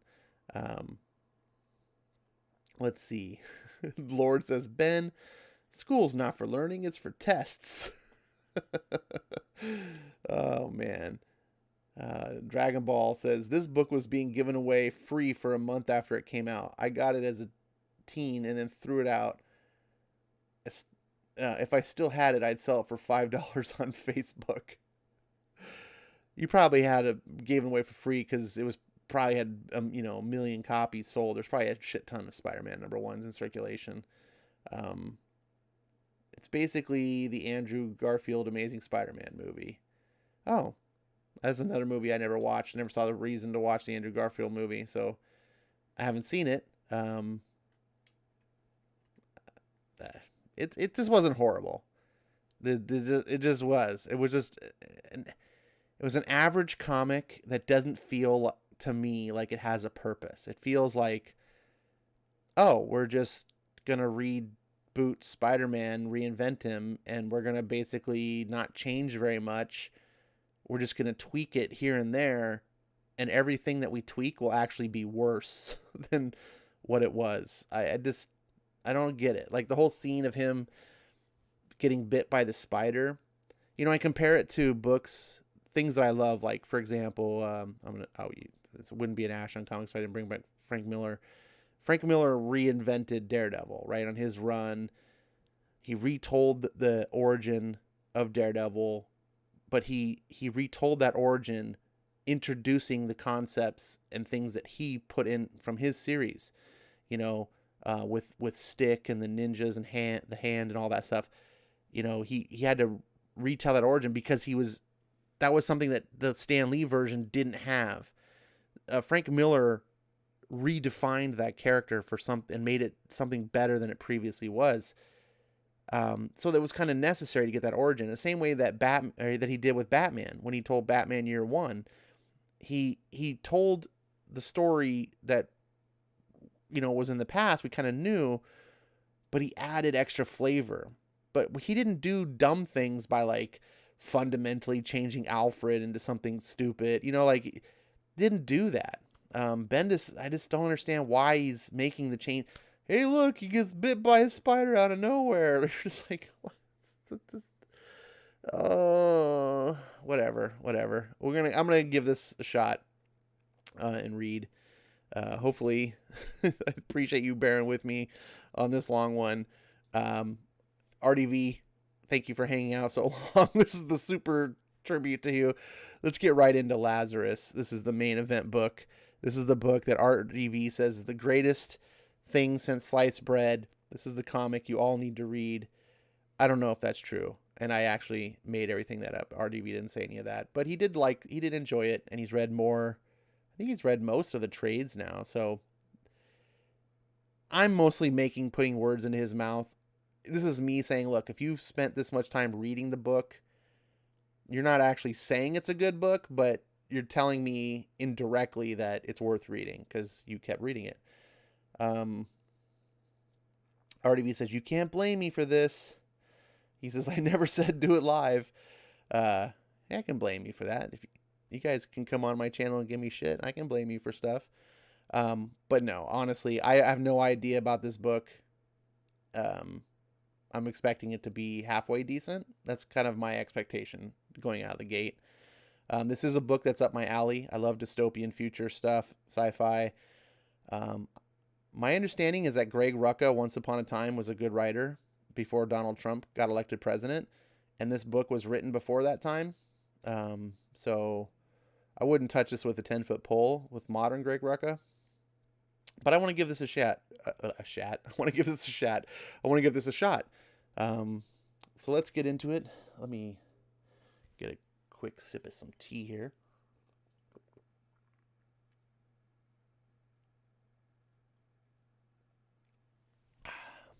I'm out of beer, so I had to switch to tea. It's good stuff. Ronnie says, I like the comics that Ash has put on here so far. Even the clunkers are good for roasting. Yeah, that's the goal. Hopefully, if we're going to read a clunker, it's fun to roast. I don't think this will be fun to roast if it's not good. Die was okay. I think Die is one of those books that for the right crowd, they're going to love it. I just don't think I was the right crowd for it. So for me, it was just very kind of average.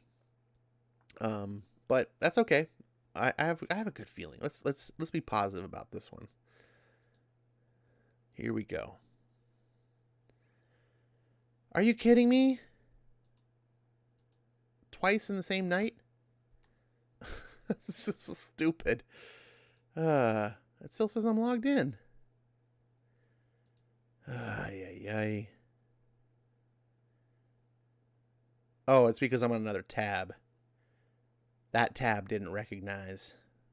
You better recognize. Here we go. All right, got a couple people still left in the chat. This is for you guys. Dr. Vankman, thanks for being you, buddy. The world now lies divided, not amongst political or geographic boundaries, but amongst financial ones.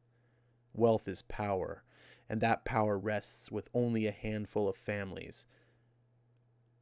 The few who provide a service for their ruling family are cared for. All others are waste. In each family, there is one person given the best they can offer, training and technology and assets, and every scientific advantage. This person is named their family's sword and shield, their protector, their Lazarus. In the family Carlisle, the Lazarus is called Forever. This is her story. Family, Part 1. Written by Greg Rucka, art and letters by Michael Lark.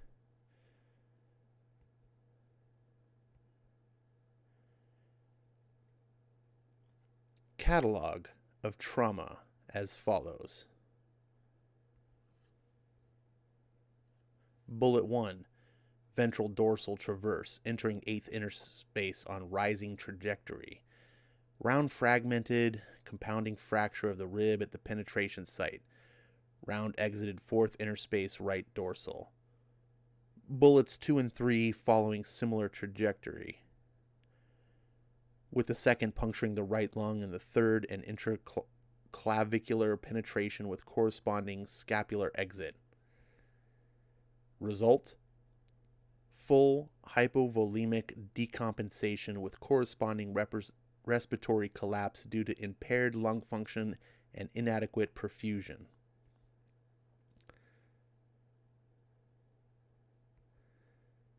Or, according to telemetry, down and dying.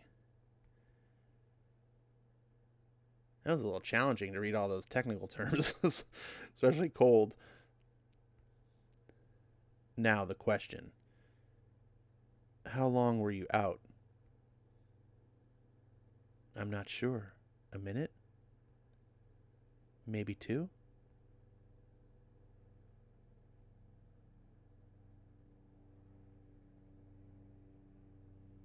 I get disoriented, you know that. And it hurts. God, but it always hurts. It's like I'm not in myself when it happens, like I'm outside, watching myself through glass. Interesting. Possibly a result of the endorphin dump interacting with the fight-or-flight IPS release. All right. What happened next? You know what happened next, James. I want to hear it from you, Eve. I'm asking you what you did, what you felt. I don't like talking about it. I don't want to talk about it.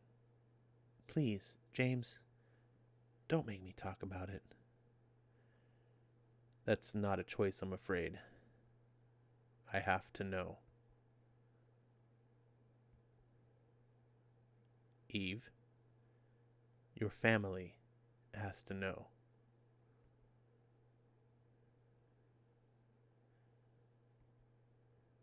Huh? Oh, shit.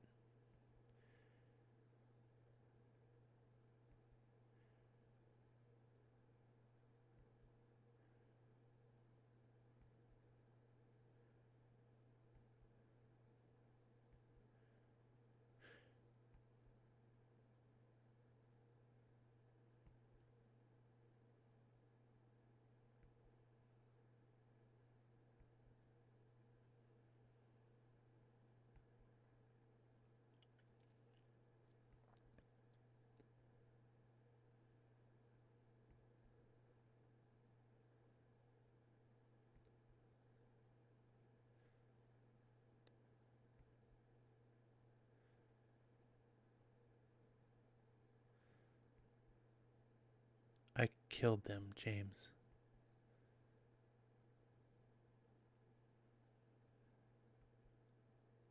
I killed all 3 of them.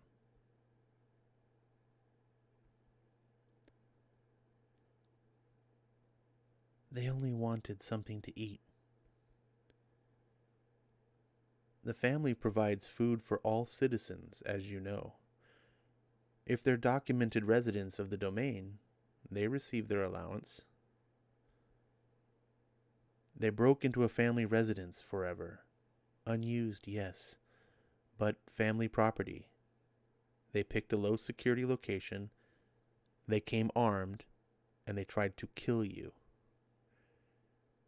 Have you considered what would have happened if you hadn't been the one to encounter them? If they'd run into your siblings, or God forbid, your parents? We're lucky it was you. Maybe. You can put your shirt on. James? Does everyone feel like this? When they have to kill someone, I mean. This is normal, right? To feel like this? No, Eve. They don't. Don't let it worry you. I'll give you something to help with it. We have to follow up on the platelet therapy after you and Jonah finish up at Harvest 1. I'll give you something then, all right? You won't tell them what we talked about, will you, James? Father or Jonah or anyone? Of course not. I would never betray your confidence, I promise you. Central California, the San Joaquin Valley. Facility, Harvest 1, family, Carlisle. Population, family, 2, temporary. Population, surf, 512. Physically, she's fine, full recovery, precise as designed. It's her emotional state that I'm worried about. Population, waste, 32,500 estimated. She is asking some problematic questions. Again? You were supposed to take care of that, James. I'm including another OxyContin bumper with the blood spin. But it needs to be reinforced this time, Jonah.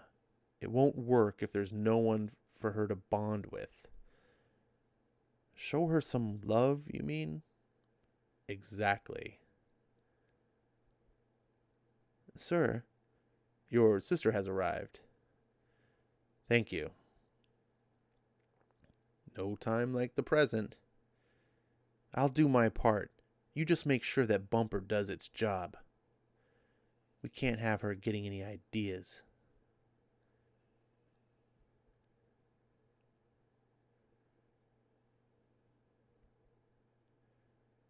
Forever.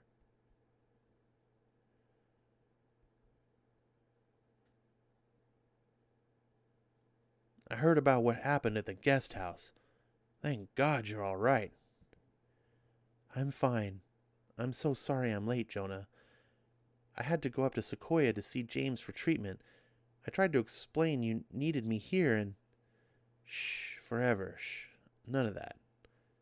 I'm just glad you're okay. You sure you're up to this? I go where my family needs me. That's my sister.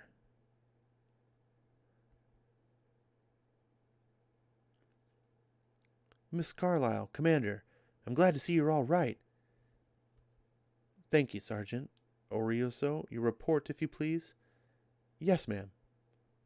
Oh, at 03... Sorry, I'm not used to reading that out. At 03:22 this morning, Moray Family Forces launched an assault on this facility.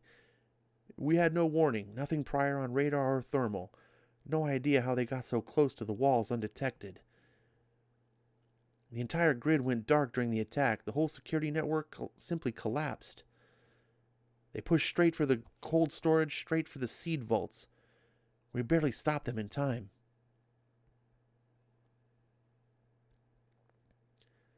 You ran diagnostics? As soon as we could, yes, ma'am. There's no sign of a system fault.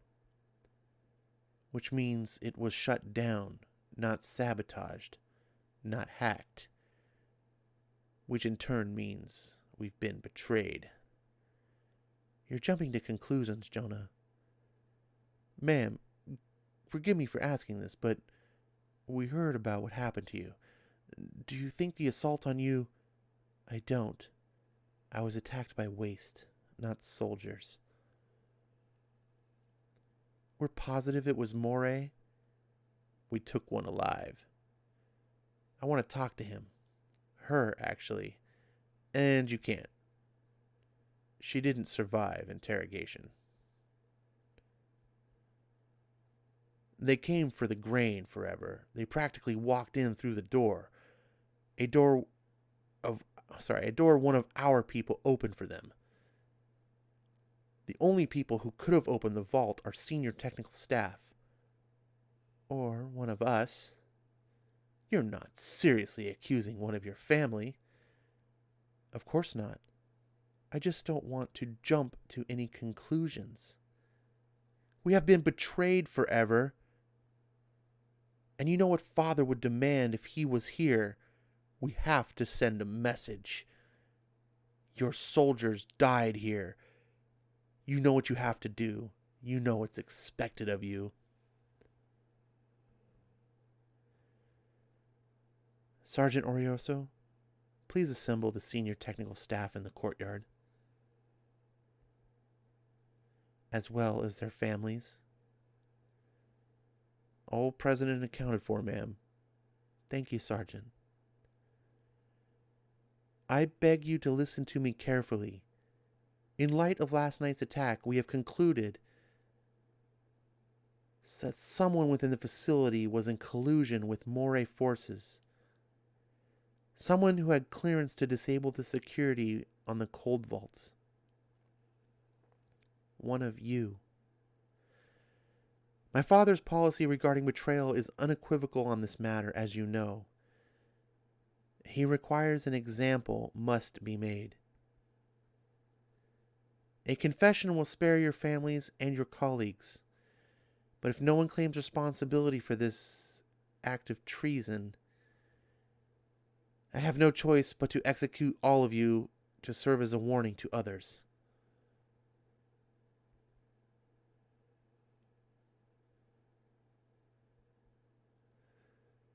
Fine, Sergeant, line them. Wait. Please. Me. I did it. It was me. Dad, don't. You be quiet, Caddy. You let this be what this will be. I did it. You understand? It was me. You've done the right thing coming forward. Forever. You know what to do.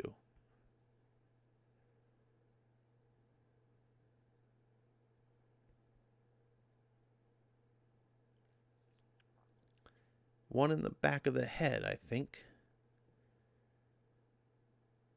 Quick and painless, or so I hear. I'm sorry. It isn't. I speak from some experience.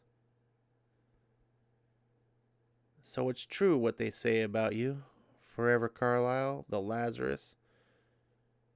Well, then, I suppose it would at that. I think you're lying, sir. Does it matter? Of course it matters. It matters if you're innocent. It matters if there's still a traitor in our house. Why would you throw your life away? You, your brother, your kind, you talk a lot about family. If that word meant anything to you, you'd know the answer already. Your daughter. I'll tell her you love her. Trust me, Miss Carlyle. She knows.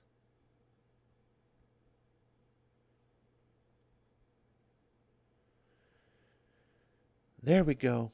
Done. You'll have some tingling for the next hour or so, nothing to worry about. I heard about the unpleasantness at Harvest 1. You did what you had to do for your family. You know that, of course. But in light of our talk this morning, I have to ask, Eve. How are you feeling? Fine, James. I feel fine.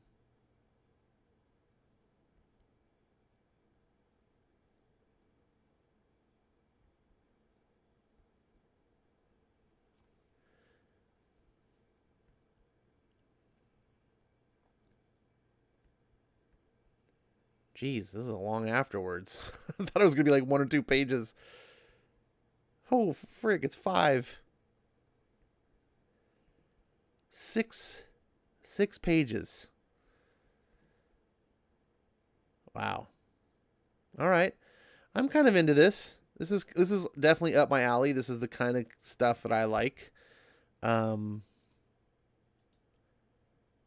of me, I will say this, has some confirmation bias for sure, because I know Greg Rucka is a complete raging SJW.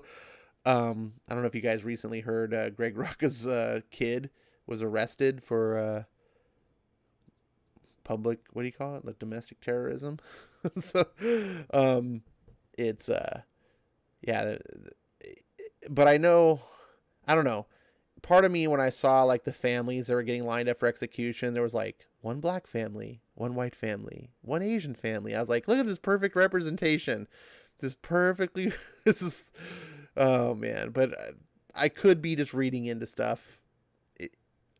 Whatever. Also, the fact that, of course, you need a badass super assassin in your family, right? That just whoops ass. Of course, it's a woman. Of course, right? And then the brother, he's the spindly, like, you know, he's like shorter than she is. I'm like, what? Why is the family genetics made her bigger? Like, I get that women can be bigger than men, but like, usually not like brother and sister. If you have the same, anyways, those were me, like my confirmation bias going, what's going on here? But if I just ignore that, I thought the story was fine. I really do like the idea that there's something amiss going on. My immediate instincts, and don't spoil this, real Venkman, but my immediate, or anyone else, but for that matter, don't spoil anything. But my immediate instincts are that the brother is the one who let the people in, and that, you know, killing the family.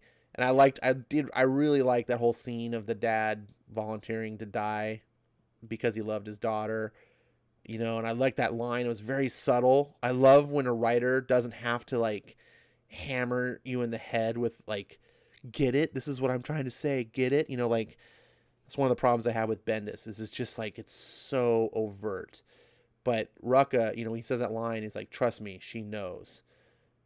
Because he's innocent. And the daughter knows that she's innocent. And she puts 2 and 2 together that he's sacrificing himself so that she won't die, because basically everyone's going to die. And then Carlisle, Forever Carlisle, doesn't understand. It's like, why are you doing this? Because in her heart, she's a good person, but she's trying to follow the way she was raised by this messed up family, right? So she's in a conflict of character, which makes for a good story when you have a character that's in crisis like this, that is going against what their instincts tell them to do, what their principles and moral values tell them to do, because that's how they're raised. And so they're struggling with how society teaches them to do things versus what their heart tells them to do. And she knows that she needs to do this thing to kill these people. And then when one of them stands out, she's like, I can tell you're lying. And she's like, why would you do this? You know, because instinctually she's not thinking about the whole bigger picture. She's just thinking, why would you do this if you're innocent? Like, what about my family? She's thinking about herself, which is a selfish, we all have selfish motivations. And the dad is almost speaking to her like a daughter. It's like, you know, maybe you'll understand. Like, it's almost as like it's not worth wasting his words on her, because she's not getting the very fact that why wouldn't he throw his life away? She's going to murder him anyway if he doesn't. Like, do you not understand how cold-hearted of a bitch you are? Like, and maybe like you killing me is what'll wake you up. And if it saves my daughter's life, then so be it. And it's all of that is there in just a couple of words that doesn't ever say anything that I just said directly, but you have words and images. So I very much like this, Venkman. It's way too early to tell if it's going to be a great comic book series, but it's a solid first issue. I like the art. I liked that there was, it didn't make for good reading out loud, but I liked how there was a lot of silent space and it just let the art tell what was going on. I liked that the combat actually had choreography to it. Like I talk about this a lot in my videos about how the difference between a fight scene and like a scene that implies fighting, they're different. Like implied fighting is not the same as a fight scene. And this didn't do it. Like the fight scene mattered. And yeah, it's all around. I like the aesthetic. Obviously that's why I wanted to read it to begin with.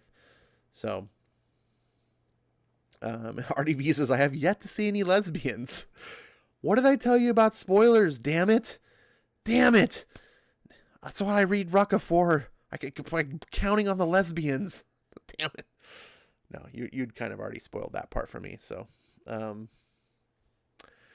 awesome. Well, that's good. I'm glad that the second book is better than the first book. Although I'm not really glad. I'm hoping the Bendis Ultimate Spider-Man picks up. I don't want it to suck. That's not why I didn't want to read it to have a book to bash on or anything. I genuinely read it because I was hoping that there would be the book to be like, because inevitably when you ask people about Bendis, like, and people say, Bendis, his stuff now is bad, but he wasn't always that. He used to be really, really great. And I'm like, okay, well, what was the best thing that he's ever done? What is the peak thing of Bendis? And inevitably, the two answers you get are his original Daredevil run and his original Ultimate Spider-Man run. And these days, most people point back to Ultimate Spider-Man even more than Daredevil, which is what he won Writer of the Year for 2 years in a row. But it's Eisner, so, take that with a grain of salt. So I was like, man, I need to read these things. And if people say it's good, I like Spider-Man. I want good Spider-Man. And honestly, I could sort of get it because I was like, Bendis likes to write that quippy Buffy the Band. He likes to write the sitcom type writing. And I'm like, that can fit in a Peter Parker Spider-Man book. It doesn't fit in a lot of other things. It certainly doesn't fit in Superman. But it could work in Spider-Man. So I'm like, let's see how it goes. It's not terrible so far. I'm really more just disappointed that all you're doing is retelling a story that we've already told, but in a lesser fashion. So, but Lazarus is cool. I want to read more. I'm looking forward to Thursday, seeing where this story goes, because it's just the intro at this point. RDV says, Caddy? It's Caddy. How are you supposed to pronounce that? Is it Katie? Katie, says Ed Brewer. All right. Thank you. Thank you, RDV and Ed, for correcting me. I will pronounce it Katie going forward. I don't know that name, so. Let's see. So Comixology sucks then. On Play Store, there's free digital comic apps and trials with good titles, I think. On Play Store? No, Comixology doesn't suck. There are things about Comixology that sucks that drive me nuts. Mostly because I'm like, dude, you're owned by Amazon, like the biggest company in the world. Like, fix this shit. There's like no excuse for some of these things. But Comixology doesn't suck. And when it comes to a subscription service that gives you the biggest variety of stuff to read, there's nothing that compares to Comixology. You can pay for Marvel Unlimited, which is $10 a month, which will give you a big selection of Marvel comics. And admittedly, it's a bigger selection of Marvel than Comixology, but it's only Marvel. You can pay for DC Unlimited or DC Universe, I think is what it's called, for $7.99, and you get a DC catalog that is bigger than the Comixology version of the DC. Or you can pay $5.99, and you will get Marvel books, DC books, and books across the board from Image and every other publisher. So it's for less of a price. There's a ton of stuff on there. And you also get a 15% discount on any other books that you buy. So it really works for me. I used to have Marvel Unlimited, and I did like it for a time when I was trying to catch up on a lot of Marvel books. But ultimately, Marvel doesn't have anything I want that much. So I enjoy the $5.99. I think that's a good price point. Let's see. Marani says, this reminds me of Friday by Heinlein, sort of. keep going with Lazarus, Ash. All right, I will. And don't forget to blame RDV for that. Oh, wait. There's not, I don't know what. RDV says, you will find out in the later issues she is different for a reason. Cool. Well, that's good story stuff. Dragon Majesty says, that's a great book, Ronnie. I've read it. Speaking of Friday, he means. Let's see. I have yet to see any... Okay, we already talked about that. RDV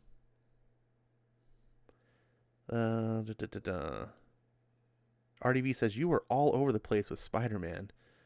I don't know what you mean by my reading, or am I talking about it? I don't know. I'm all over the place anyway. It's late. RDV says, I stumbled accidentally across Lazarus by mistake.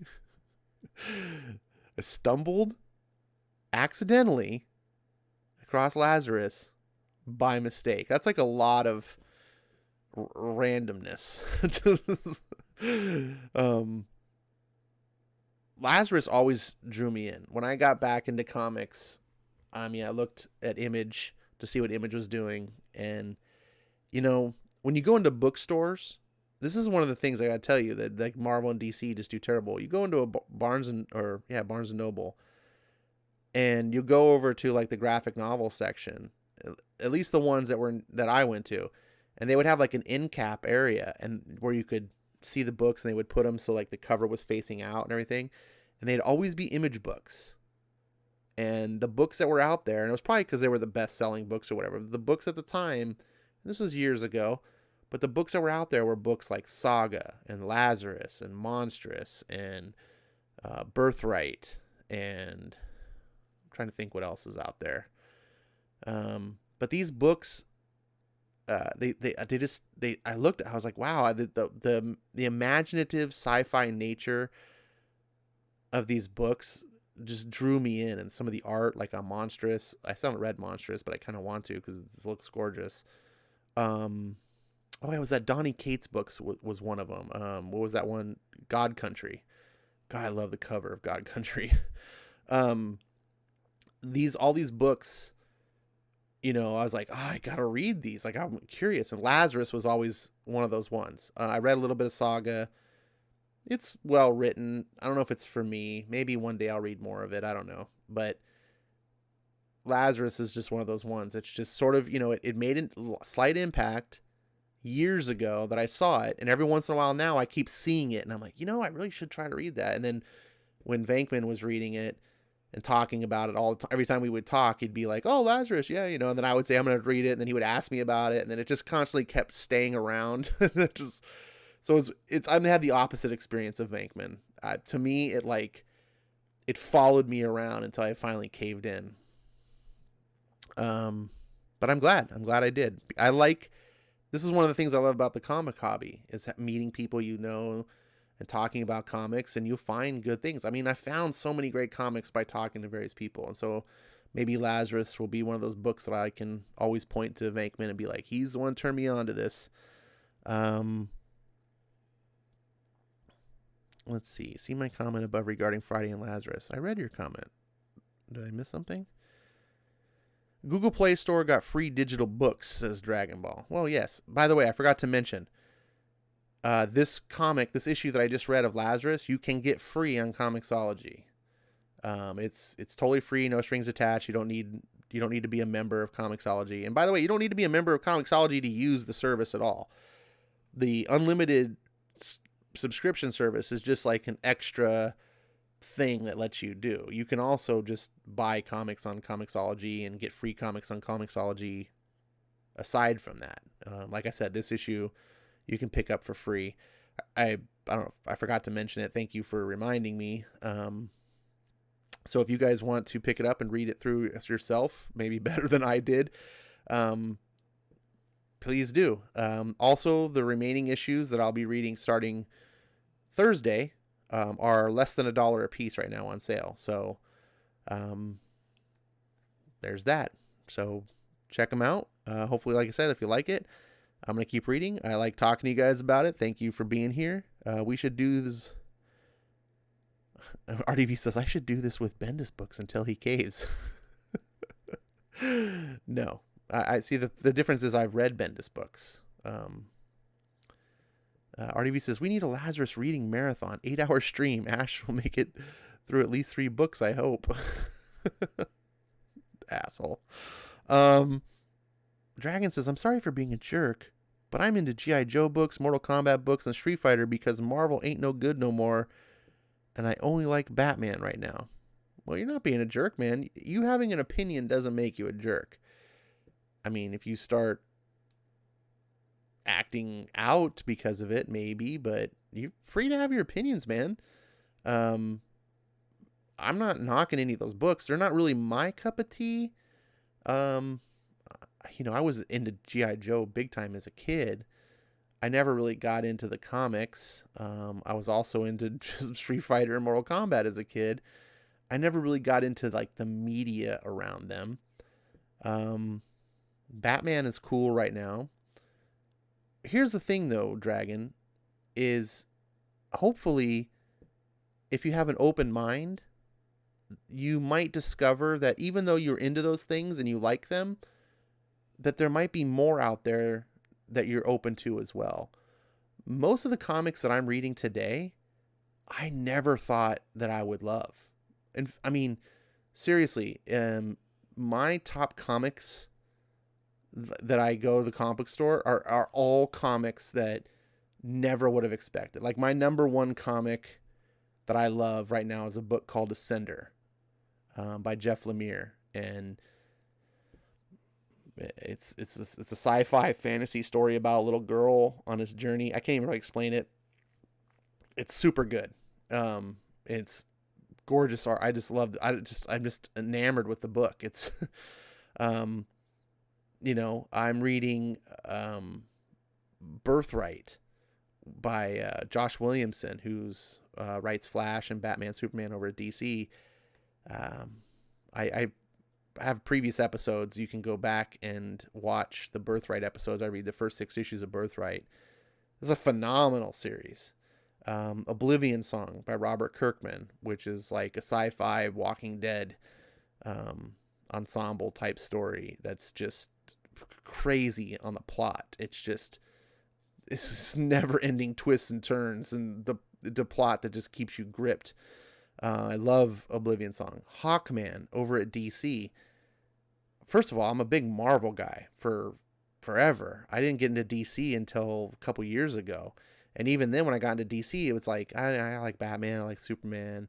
I got into Red Hood, Green Lantern, like the basic stuff. I was like, Hawkman's dumb. I was like, what the hell, dude? I don't like wing characters in general. Like Angel over at X-Men. I was like, thank God Angel's, I just never liked, it's like a guy has wings, whoop-de-doo. But holy shit, the Hawkman series DC, it's the best DC comic. It's phenomenal. Love Hawkman. So a lot of these, my whole point of this ramble right now is that these are things that people kind of got me into, various, influences, whether it's someone's YouTube channel or someone in the chat. Like, I met Real Dr. Venkman. I don't remember exactly the place and the time, but I met him through YouTube chats and his comments and stuff. And we just got to know each other. And then we just ended up appearing on streams, or he would come on. He used to come on my channel once. He used to. I don't know what happened. And then we talk about stuff, and we don't have the same taste. Venkman and I often actually have pretty significantly different tastes, but that's fine. Talking to people who have different tastes than you, honestly, are, 9 times out of 10, maybe you're not going to like the same books, but those are the people probably are more likely to turn you on to a book that you don't know about or that you haven't read. Because the ones that mimic your taste, they're probably already reading the same books as you, right? They're not going to turn you on to Street Fighter because you're already reading it, right? So Venkman is the one that's more likely to turn me on to something that I'm like, really? I wouldn't think to read that. And he'd be like, no, it's super amazing. Like, you got to try. All right. So that was long and forever. And Daredevil. Yeah, Daredevil at Marvel is fantastic.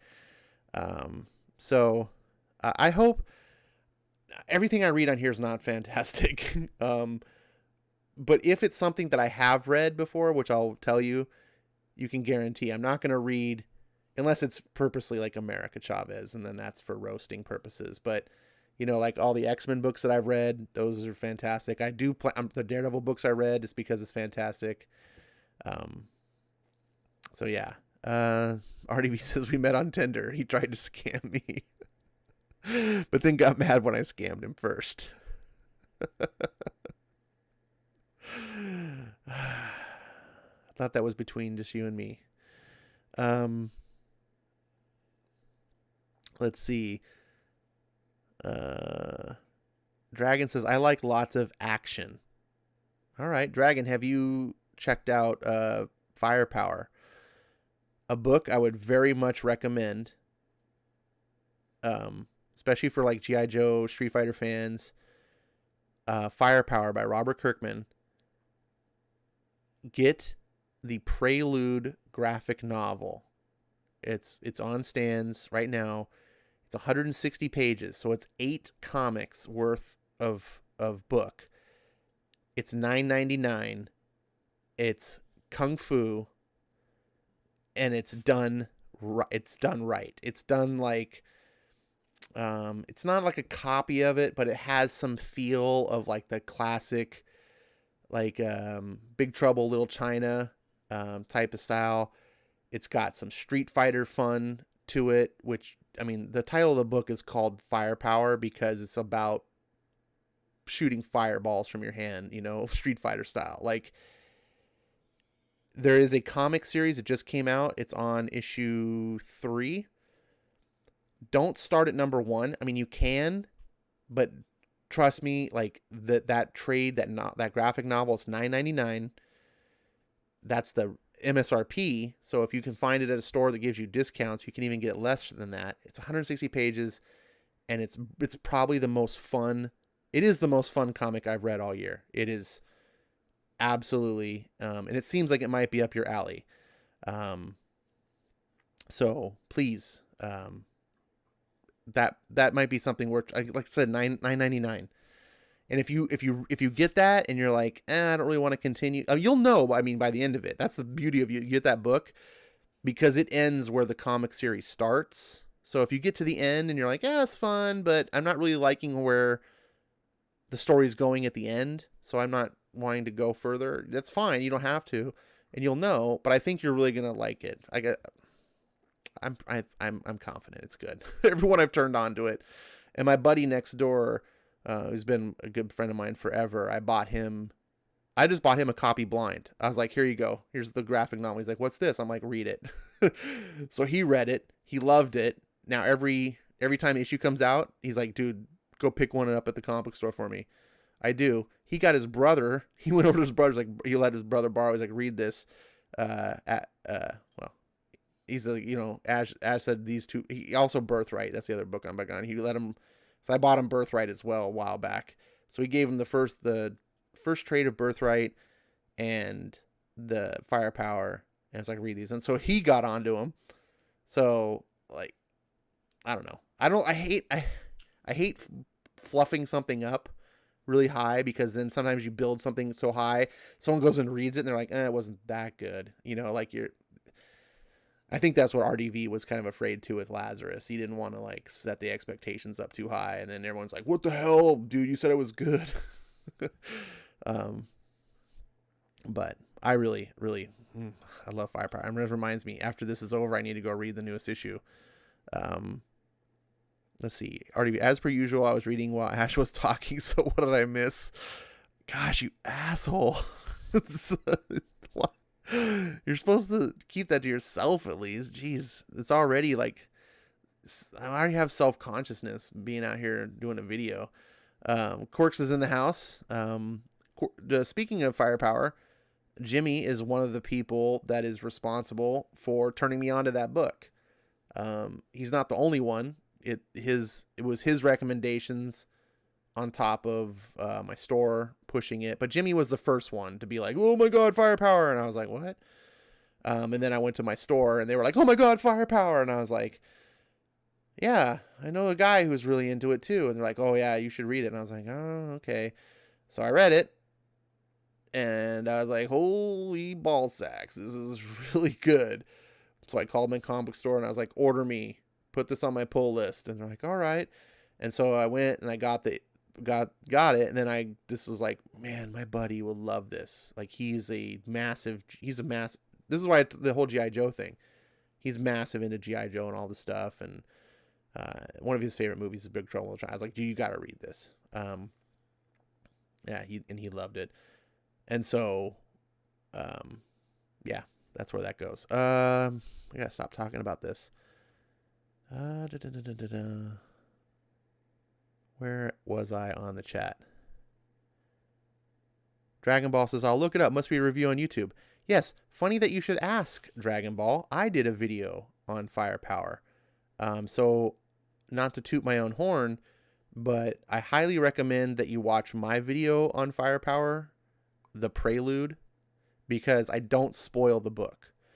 I go through only about the first 25% of the book to show you what it's about, what the art's like. I talk about why it's good, but I don't really spoil the plot for you. So you should be able to watch that video and make a decision like, yes, this is something I want to check out, without having some YouTuber just go through the whole book and spoil it all for you and take all your fun away.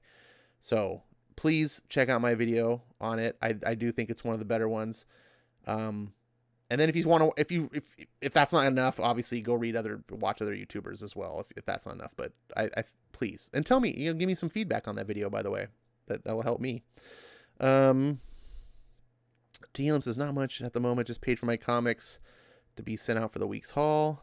RDV says Ash fluffs allegedly. Ash will be happy to hear how educating Jimmy is working.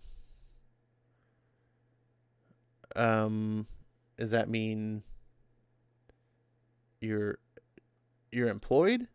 And I'm happy to hear that you're employed. I don't know how to take that. But if you are, I'm happy to hear. Jimmy says I spoiled it. Watch mine too. Yeah. I don't recommend spoiling it, honestly. There's sometimes when a book is really good, I won't spoil it just because it takes the fun out of it. And when a book's bad, I'll spoil the shit out of it because I want you to realize that it's bad before you waste your money. Please, like I said, please check mine out. Leave me some feedback in the comments. I do read it all, and I like to see what works for people and what doesn't. I see it now. Your vid. I'm looking next after this. Cool, bud. Cool. All right. Well, Jimmy, you showed up late. We did two count 'em, two Brian Michael Bendis books tonight. And we did Lazarus, and it was a tribute to real Dr. Venkman, and he happened to show up. I was going to do it regardless, and he happened to show up, so I'm glad he did. Venkman, it was good to see you. Good to see everyone that was in the chat. Marania, Tehillim, Ed Brewer, Dragon Ball Talk, Lord. Who else was here? I'm probably missing some names. Dragon Majesty. If I forget anything, it's my bad memory. Thanks for making it here. This was a longer stream than usual, but you guys made it worth it. I'm gonna go read some Firepower. Then I'm gonna go play some Division 2 by myself because no one wants to play with me, and I'm a sad boy. But it's fun as hell, man. It's so cathartic, just going and getting to save America from Antifa. And killing the COVIDs. I know that's not what the story is about, but in my brain I can imagine that's what it is, and it's totally fun. And RDV is going to bed. Bullshit. I don't believe you. You're gonna go read some comics. That's what you do. Anyways, I could sit here and talk forever and just blab. So thank you guys. I'm gonna go get some comics tomorrow, and hopefully get a burger. Maybe shoot a video. And maybe you'll watch. And then I'll see you on Thursday for more Lazarus.